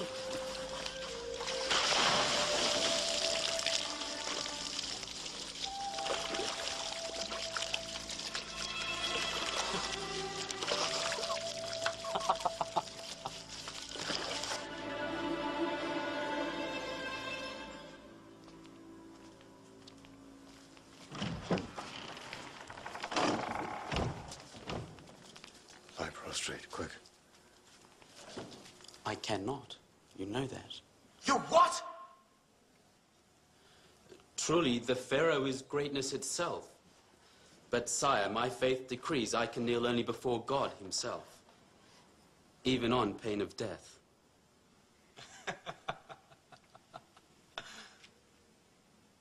Come forward. Take heed, magicians. Whatever else, I know this man won't lie to me to save his life.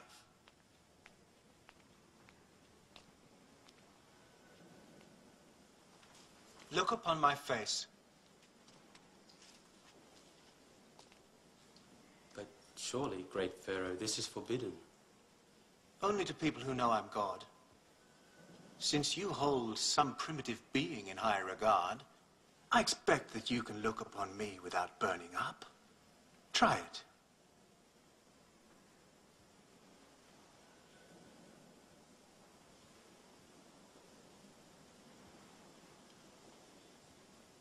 I'm told you've learned the secret of reading messages of the night. Interpreting dreams is not a thing to be learned, Pharaoh. It is a gift from God. Careful! One mention too many of this God, and you'll be at his side with your head under your arm. So, you've been given this gift? I imagine we shall soon see, Pharaoh. Your life depends upon what we shall see. Now listen carefully. In my dream,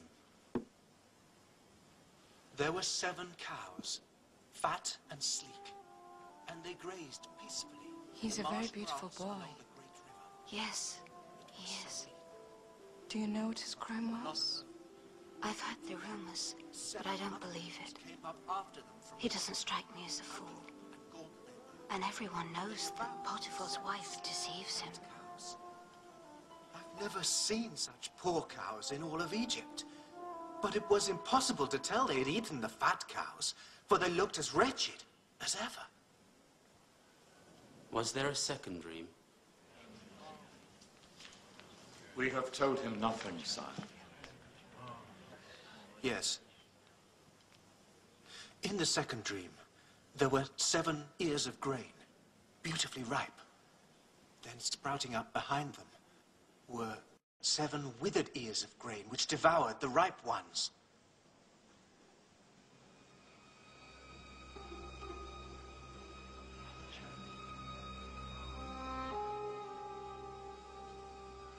God has revealed to Pharaoh what he intends to do. Yes? Pharaoh's dreams are one and the same. The 7 fine cows and 7 ripe ears of grain represent 7 years of plenty. The 7 wretched cows and 7 shriveled ears of grain are years of great want. There will be 7 years of famine, my lord. Madness. Madness. As if my brother, the sun, and sister, the moon, would send me messages only a slave could read. Potiphar, take him from my sight.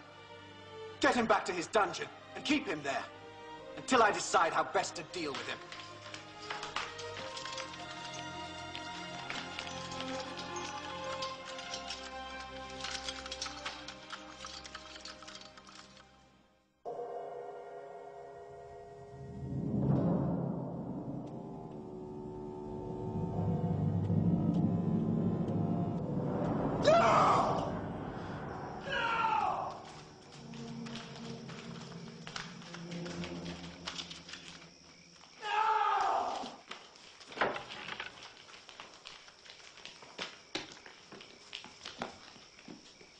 Husband, another dream to ruin all our sleep?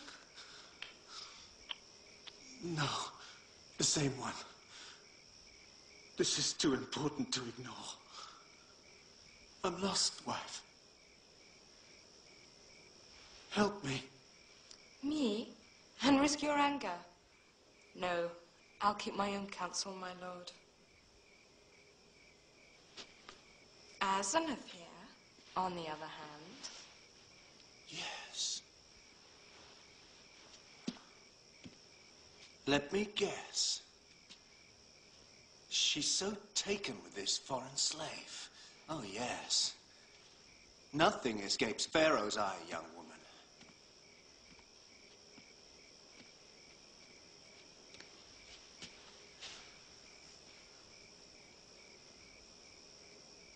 She thinks he has the answer.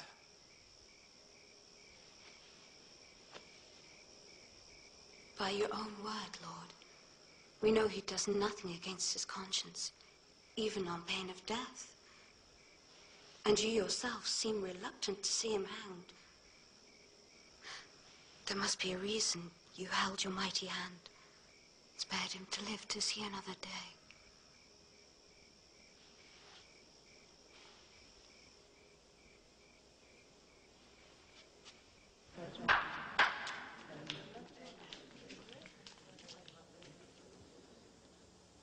I've thought long and hard of your reading of my messages.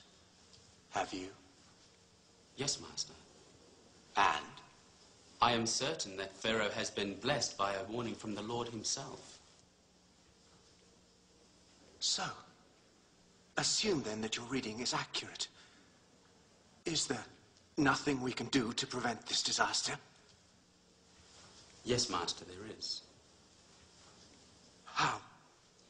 Pharaoh must select a wise and honest man and set him above the land of Egypt. He must see that Pharaoh's overseers collect 1/5 of all that is produced during the years of plenty and store it for use during the years of famine. In that way, Egypt will not be destroyed by the drought. Impossible. Storing 7 years of grain. It's impossible. Is there no other way to avert disaster? No, Master. Nothing like this has ever been attempted. So, 1/5 of all the harvest would be entrusted to Pharaoh. Yes, Master. All Egypt would be required to pay you this tribute. It would call for a man of exceptional talent.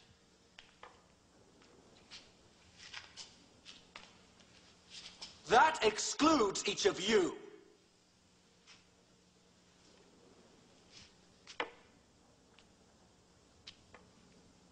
Potiphar, perhaps.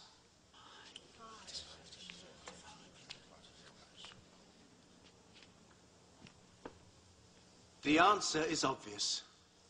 There could be no better man for this job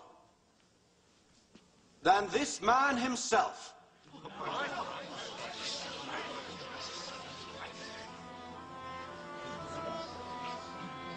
Can we find anyone endowed with the Spirit of God as he is? I think not. Well said, wife. Now, hear the word of Pharaoh, Ra on earth, God as man. You shall be my chancellor, and all my people shall respect your orders. Only this throne shall set me above you. I make you the governor of all of Egypt. I set you over my house, my people, my entire kingdom. Without your consent, no man shall lift up hand or foot in all of Egypt. Your name shall be Zaphanath-Paneah.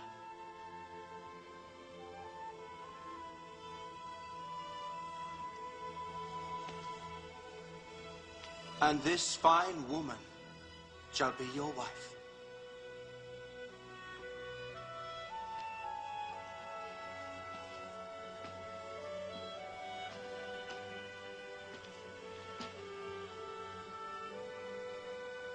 The Pharaoh is Ra. He sees into the depths of every being. God has seen and spoken.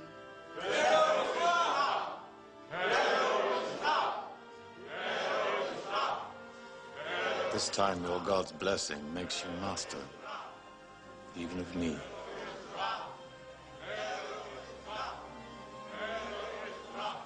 I trust you'll treat me kindly.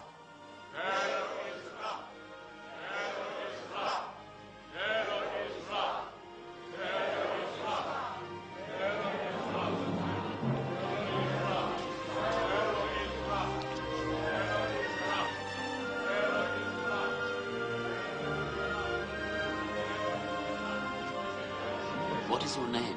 Asenath. I'm the daughter of the High Priest of On. Excuse me, but what is my name? My new name? I have forgotten it. Zaphanath Paneah. Zaphanath Paneah. What does it mean? The Savior. Am I pleasing to you? Yes, yes. Greatly.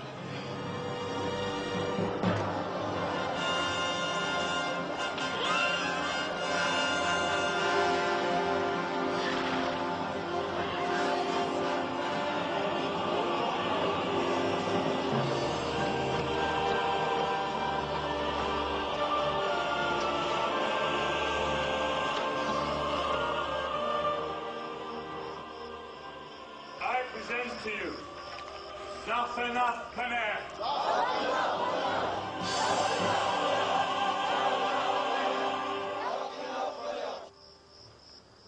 If you will permit me, Joseph, I'm sorry, Asenath Paneah. In this great task, you will need someone at your side, as you were once at mine.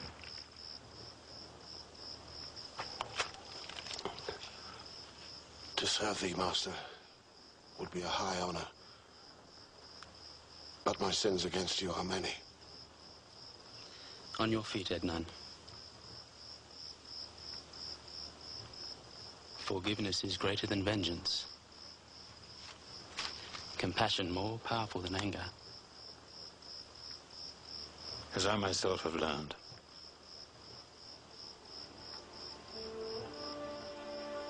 May your God watch over you. Like old Egypt. My life depends on it. Go now. Now.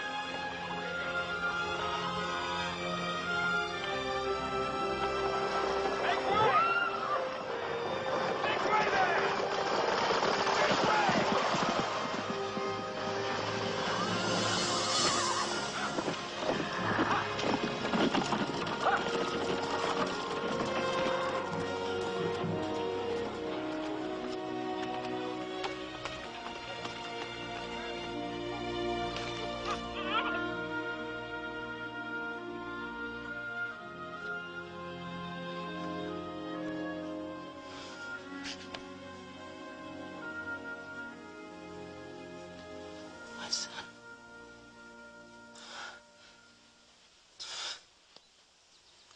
How fortunate a child to have so beautiful a mother.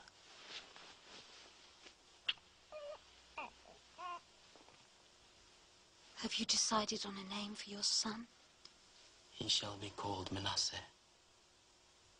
which in my tongue means causing to forget. And God has made me forget my hardship. I doubt that you've forgotten the house of your father, Joseph. Jacob would be pleased to learn his son has become the second most powerful man in the world. And your beloved brother Benjamin would be pleased as well. I wonder what sort of a man Benjamin has become. Perhaps he too has a son. But it's not for me to know. Not yet. God in his own good time will decide.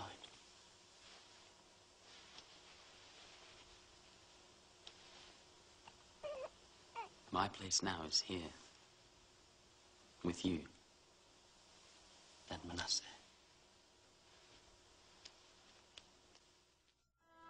Manasseh! Ephraim! Ready?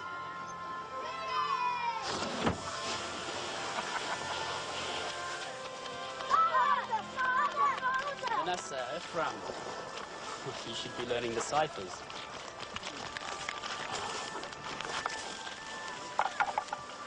Season started well. The Nile flooded. But the rains didn't last long enough. If it goes on like this, there'll be no crop to speak of this year.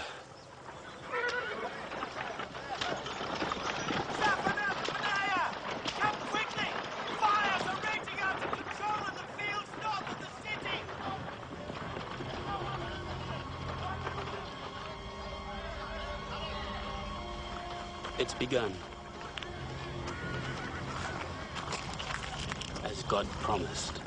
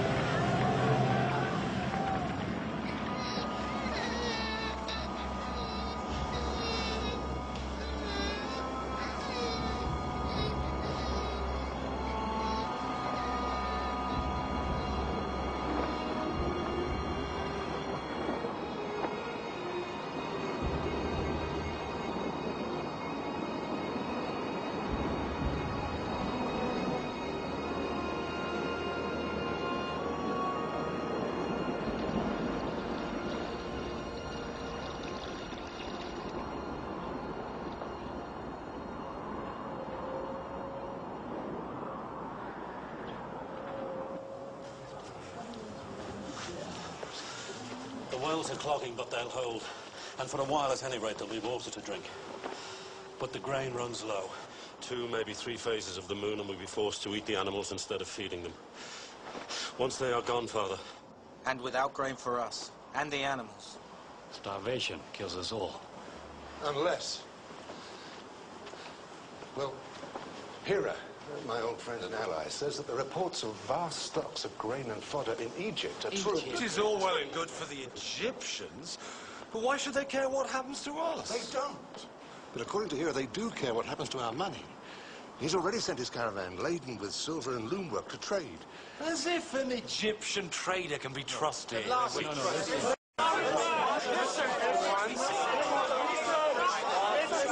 in the hands of private traders. Their pharaoh has set one man above all others to supervise all his affairs. You deal with him. We are not people who measure our wealth in silver. We can't carry fields to Egypt. The animals would die before we got there. We'd better move eastward. Asher, don't interrupt. Over the years, the tribe has earned some silver and gold. I've kept it because I believe that one day God would show us a use for it. Could there be a better use than this? No, I think not. But it's a long trek, and the roads are filled with thieves. Which is why you must all go. Properly armed, you'll find there's safety in numbers. All of us? And who will tend to things here? There'll be nothing to tend if you don't go. All of you. Except for Benjamin. But Father... Enough. You're the last link to Rachel left. I will not see you lost as I did Joseph. Prepare the animals. You leave at nightfall. I'll give you the silver then.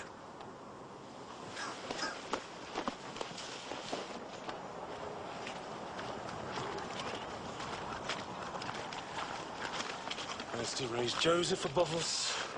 Now, Benjamin, and so be it. We'll not tease God a second time.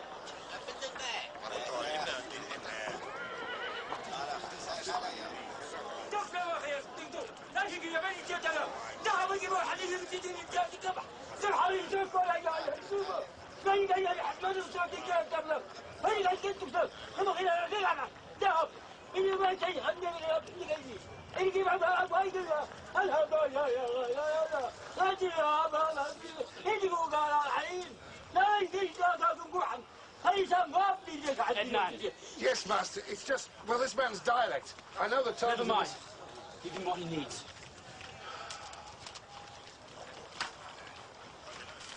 Go, go.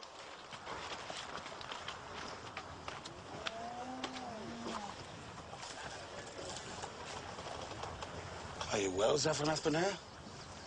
They're here. I'm sure they're here. Who? My brothers. Your brothers? The ones in Canaanite dress. What should I do, Master? Bring them to me.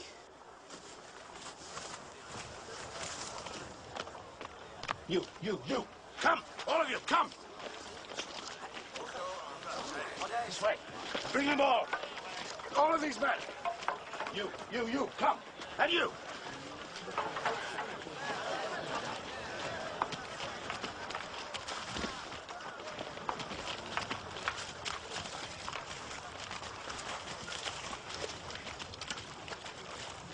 Lift your heads. Look upon your master.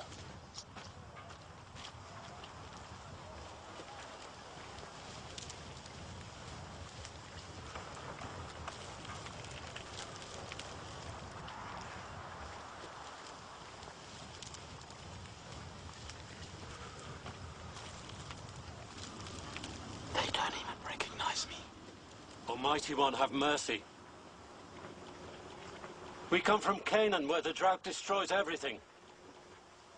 We bring silver to trade, so that we and our families might survive.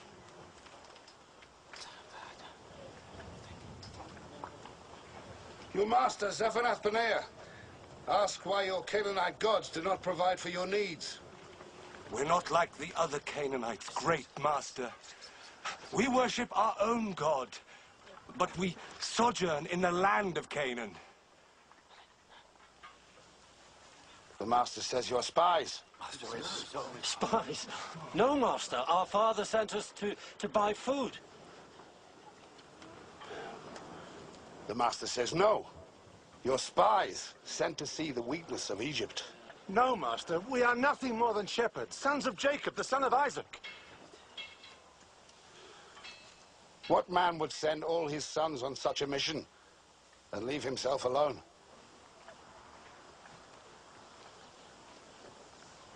What you see are not all his sons.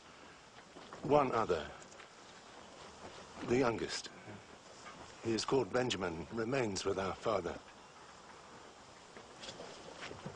A man is fortunate indeed to have such a wealth of sons. Are you sure you speak the truth of your number? There was one other, Master. A brother called Joseph, but he was taken from us.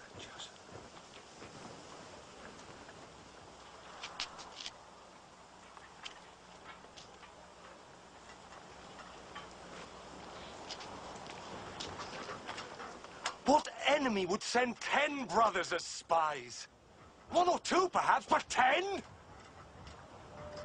Take them! Now! Take them!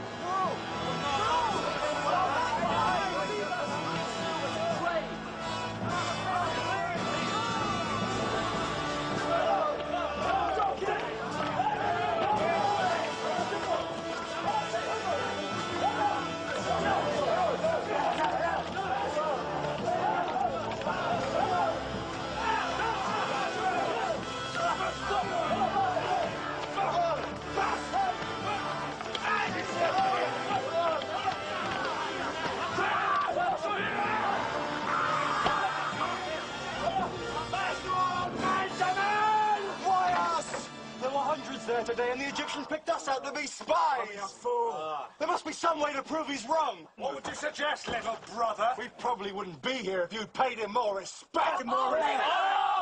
One or 2 brothers, perhaps, but 10? What kind of fool would use an excuse like that? Stop it! Stop it! Arguing won't get us out of here. Then what will? Not what, but who? God, is this his final punishment for what we did? Now we know how Joseph must have felt when we threw him down the well. No! Yes. Twice! We have each other! You left him alone! We put him in the well! All of us! There's no point dwelling on that. For 20 years, you've harped on the same thing, but what's done is done, and one thing has nothing to do with another. Are you sure, brother? Moving now!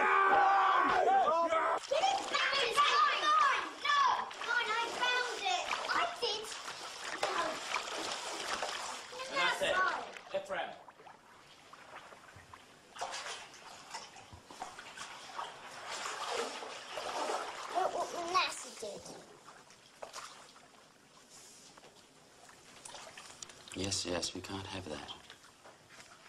Joseph, are you ill?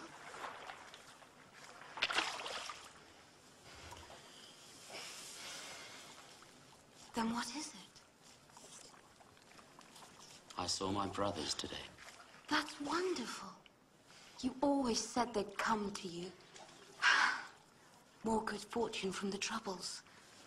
They came to the granary. The drought has reached Canaan. How I wish I could have been there to see their faces when they saw you. The governor of all of Egypt.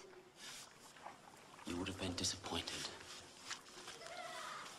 I've waited all these years, and then they didn't even recognize me. How can that be possible?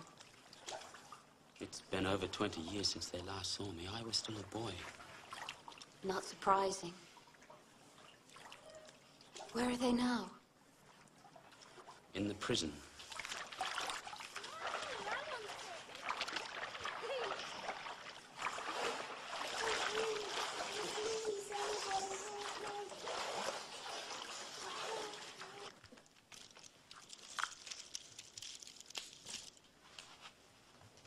In the prison? Why? Because my anger was stronger than my compassion.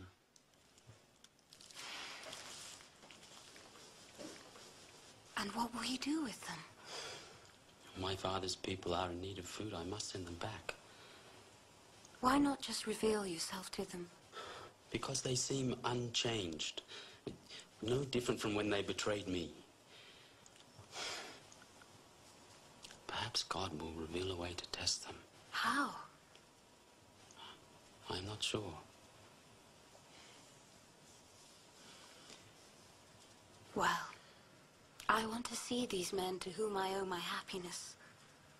After all, it was their cruelty that brought you here, gave you to me, saved Egypt. And it's to them our children owe their existence. Another of your curious insights.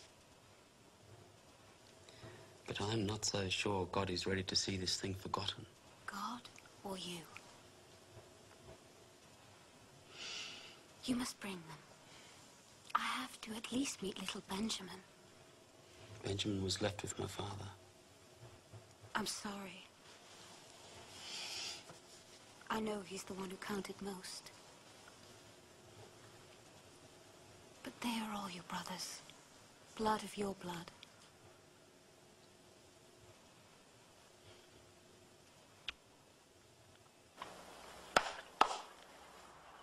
Your master, Asenath will allow you to buy the grain you need to feed your people. These sacks have provisions for your journey, but the accusations against you still stand. Evidence that your story is true, and you're not spies, will depend upon proof of the existence of the one missing brother. But your master, Asenath is a merciful man. Thus, he will keep only one of you here. He will be released when the rest of you return from Canaan with that brother. You wish us to return to our father, then journey once again to Egypt? Yes, with the missing brother. That one shall remain with us. No! Now go! Leave!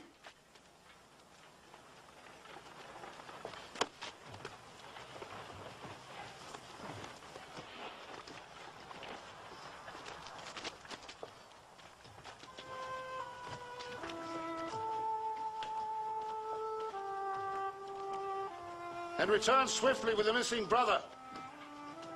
You've probably seen the last of them, Master. It will be difficult for them to keep away. The drought has just begun. The silver they gave in payment, did you do what I asked? As ever, Master.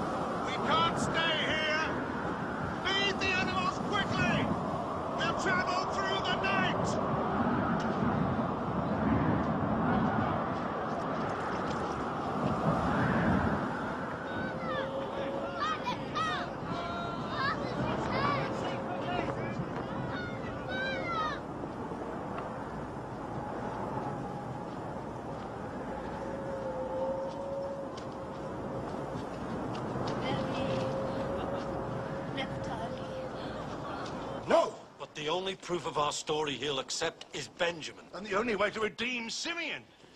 But after that, he promises we can trade freely in Egypt.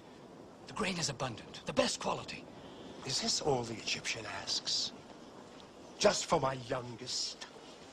Is there more to this sorry tale? What is that? The money with which we purchased the grain. What's it doing here? We don't know, Father. Perhaps God... Be careful what you lay at the door of the Lord.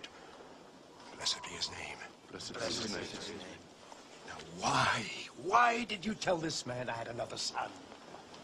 First I lose Joseph, then Simeon, and you, poor soul, want me to give him Benjamin. Well, hear my words, it will not happen. I will never risk Benjamin to your care. Never. But further, Simeon rots in an Egyptian jail like a common criminal. And how do I know Benjamin won't meet that same fate, or this Egyptian might put you all to the sword? But Father, perhaps if I went... Quiet, you have no say in this. Father, I cannot leave Simeon there. Please, let me do as this Egyptian suggests. If we don't return, I offer you the lives of my own 2 sons. Typical idea of yours, Reuben. If I lose Benjamin, I can begin exterminating my entire family. Is that your grand solution? Now hear me! This is my last son by Rachel. I will not risk losing him. Now go about your business and pray. Pray that the grain you brought back will outlast the drought.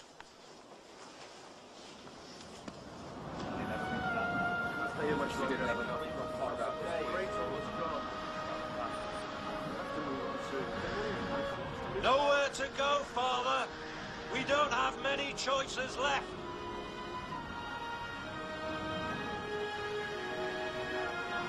You know my mind in this matter. We will not talk of it again. Another month and we'll not talk of anything.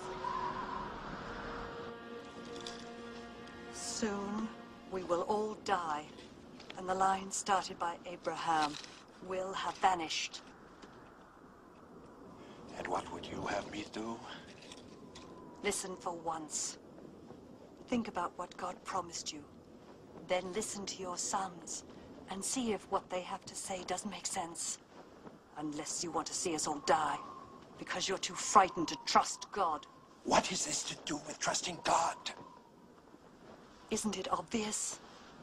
He's left you only one way out. One road to our survival. And it leads through Egypt. Egypt is our only salvation, Jacob.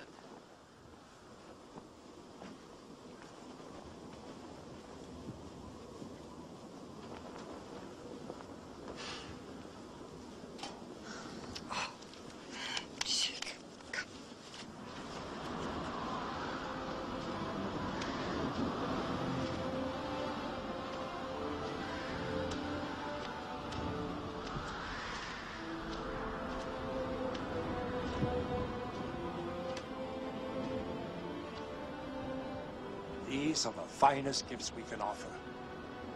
Present them to the Egyptian, along with this. Silver enough for double payment, for the grain you will buy and the grain you brought back.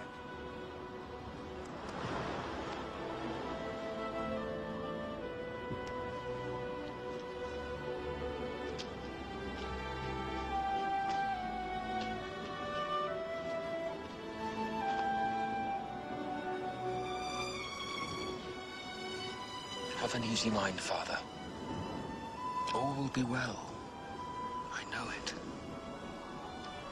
May God go with you at your right hand and bring you back safely to me.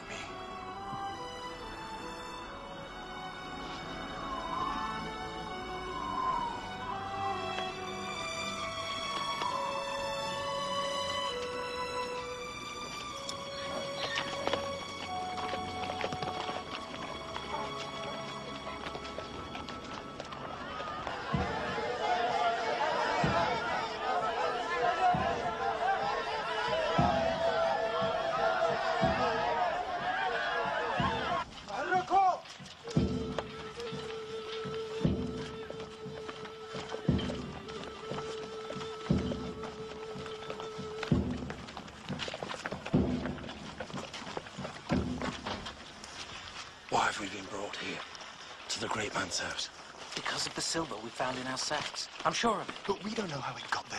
All we need to do is be truthful. Silver? What silver?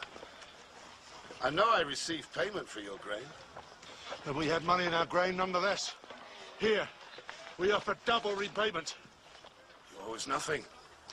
Whatever you found must be a gift from that god of yours. Master, our other brother, Simeon. He's in health? Alive, you mean?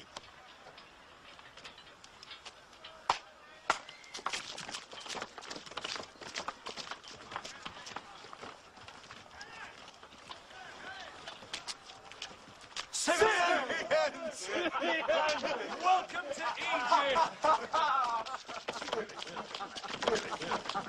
Are you all right? The answer to every question is yes. I don't really understand it. But from the time you went away, I sat back, eating and drinking like the Pharaoh himself. Come, you must be washed before you dine with the master.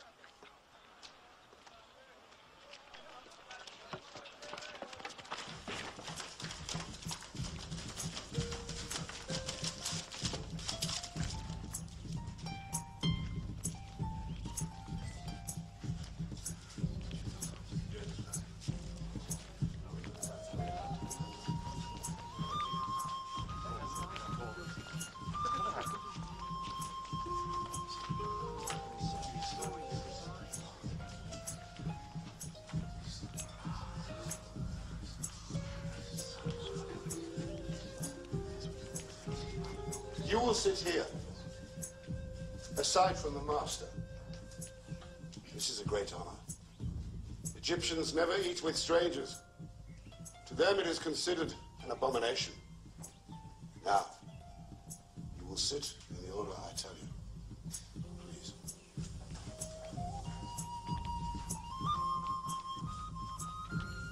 Benjamin, you will sit here. So, that's Benjamin. A handsome young man, if ever I saw one. And I hope a pure spirit. Enough delay. Issachar. Zebulun.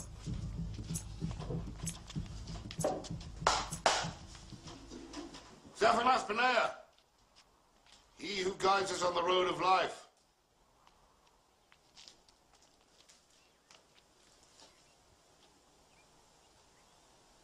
Lift up your heads.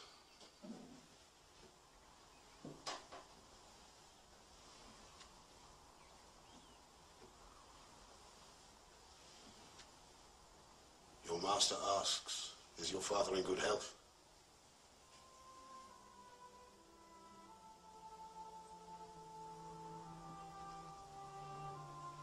Yes, master.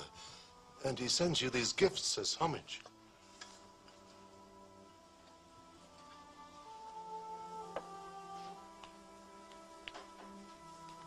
So this is the brother of whom you spoke.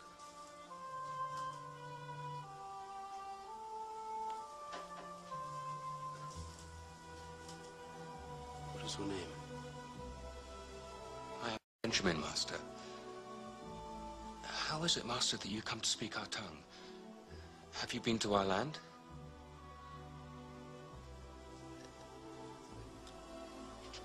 God be gracious to you, my son.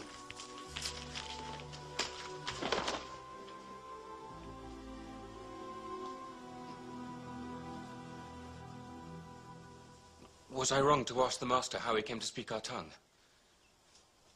The master has traveled widely. He understands a great deal. Look. We're sitting according to the order of our birth. Reuben and Simeon, Levi, Judah, Dan, Naphtali, Gad and Asher, Issachar, Zebulun. Finally me. I divined the order of your birth by looking into my magic cup.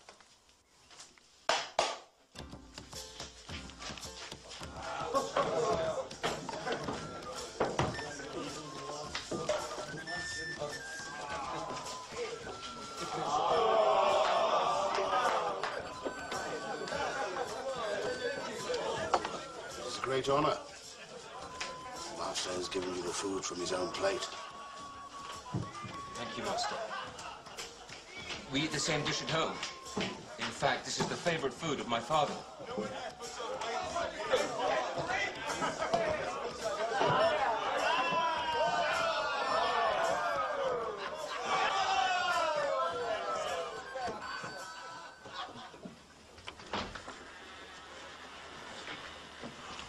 Oh, I could have done with a little more sleep.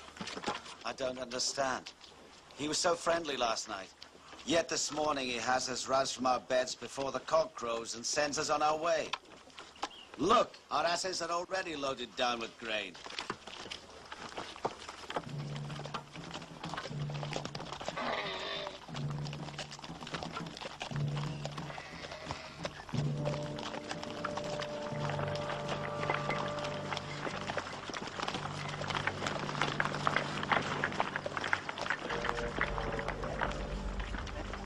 Why did you return good with evil? What can you possibly mean? You deny stealing from my master? What kind of fools would you take us for?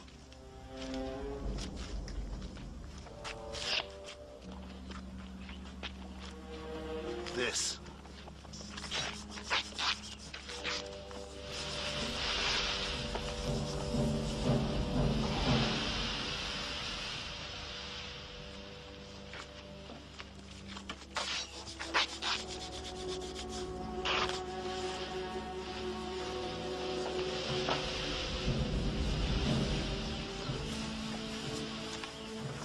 If you find anything, you can kill the culprit and make slaves of the rest of us.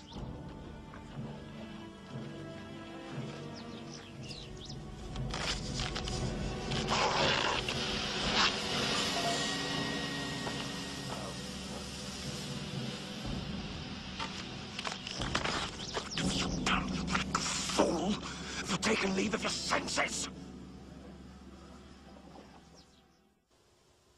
Why did you do such a wicked thing?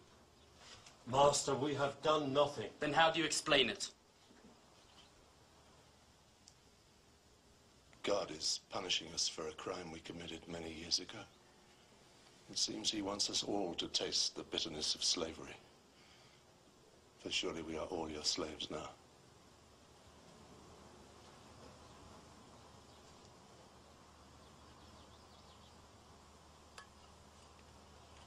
I am not a vindictive man.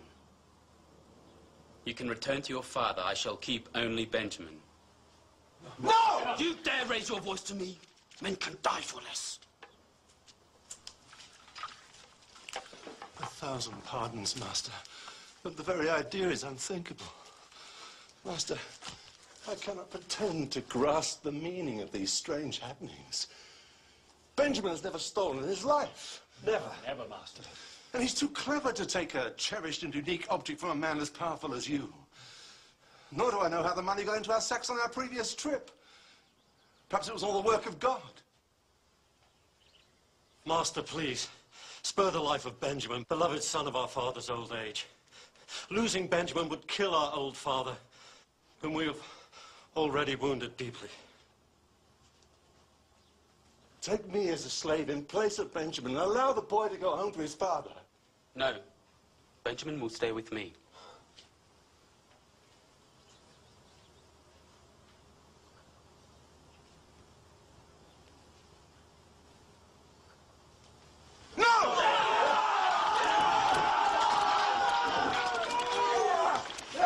I'm sorry, Master. But we must take the boy back to our father. Or die in the attempt. We would rather die 1,000 times than see such pain in our father's eyes again. To live another 20 years of wretched cowardice.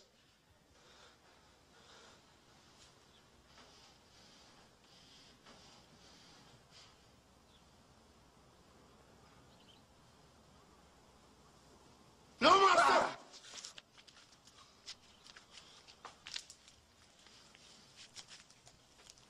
So you are now ready to sacrifice your lives for one of your brothers? Yes.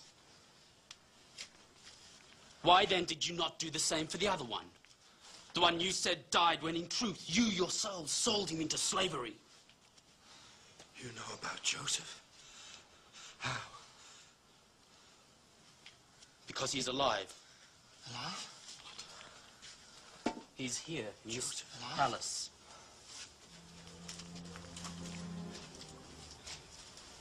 In fact, he's in this room.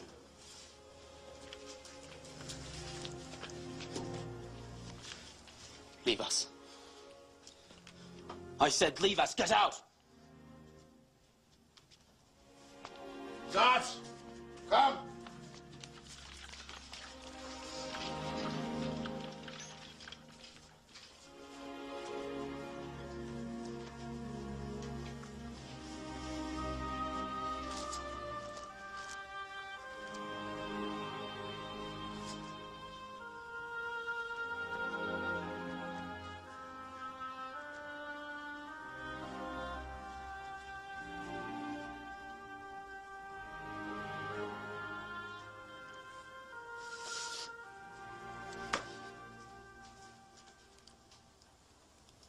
I am Joseph.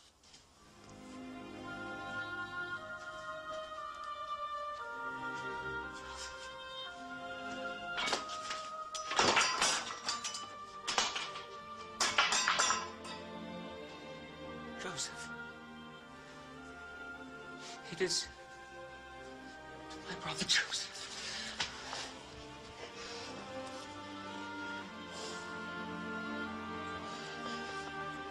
Yes, it is I. But be at peace.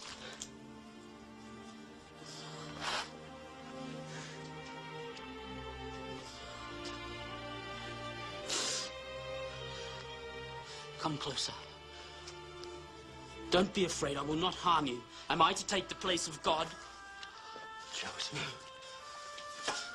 It is not for me to punish you.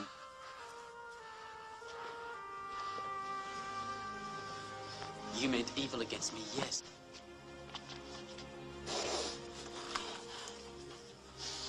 But God meant it for good.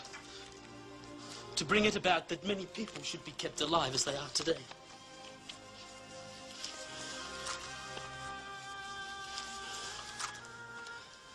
So fear not. I shall provide for you and for your families. And especially for our father.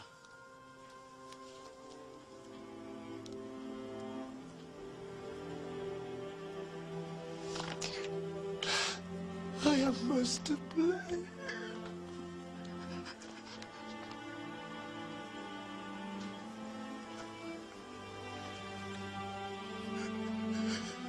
I deserve to be enslaved.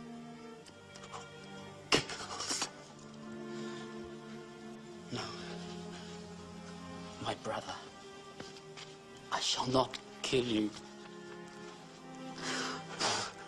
That is not the lesson the Lord, blessed be his name, has put before us. Perhaps we have learned the meaning of brotherhood, of family, and that wherever we may go, no matter how God's plan separates us, we must always be true to one another. To be family.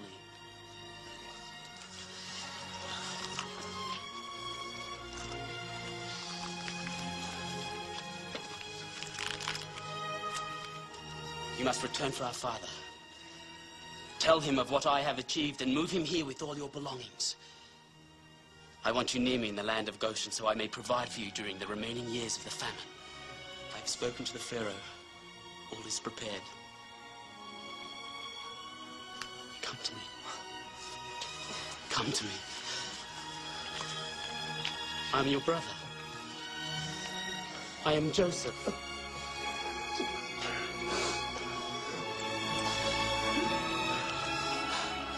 Blessed be his name. Blessed be his name.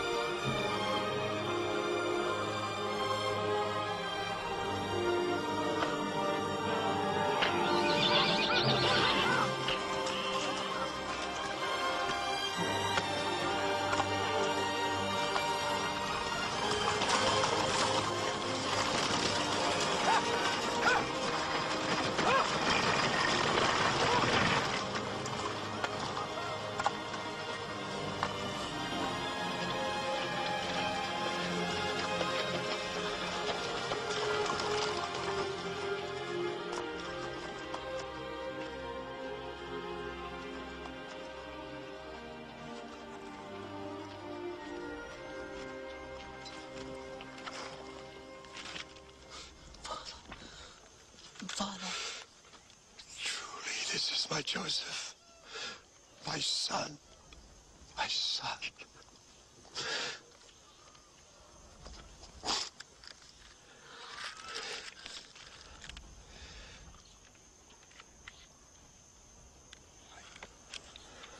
I did not think to ever see your face again.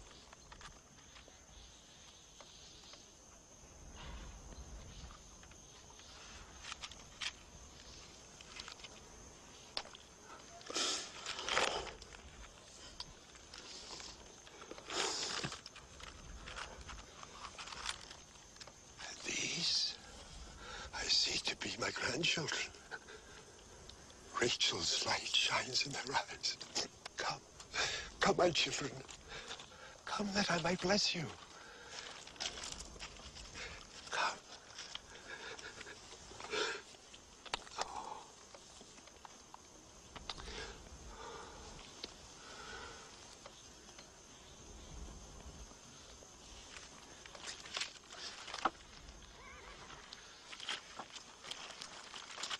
I'm indeed blessed that I have again held you in my arms and laid eyes upon your sons. Now truly, I can die in peace. There will be no talk of death, my father. Then God will it. And then you will take me back to Canaan, the land God promised Abraham. And it will be as the Lord promised. Our descendants shall be known as Israel, and will be a multitude of nations, each brother unto himself, a tribe of Israel.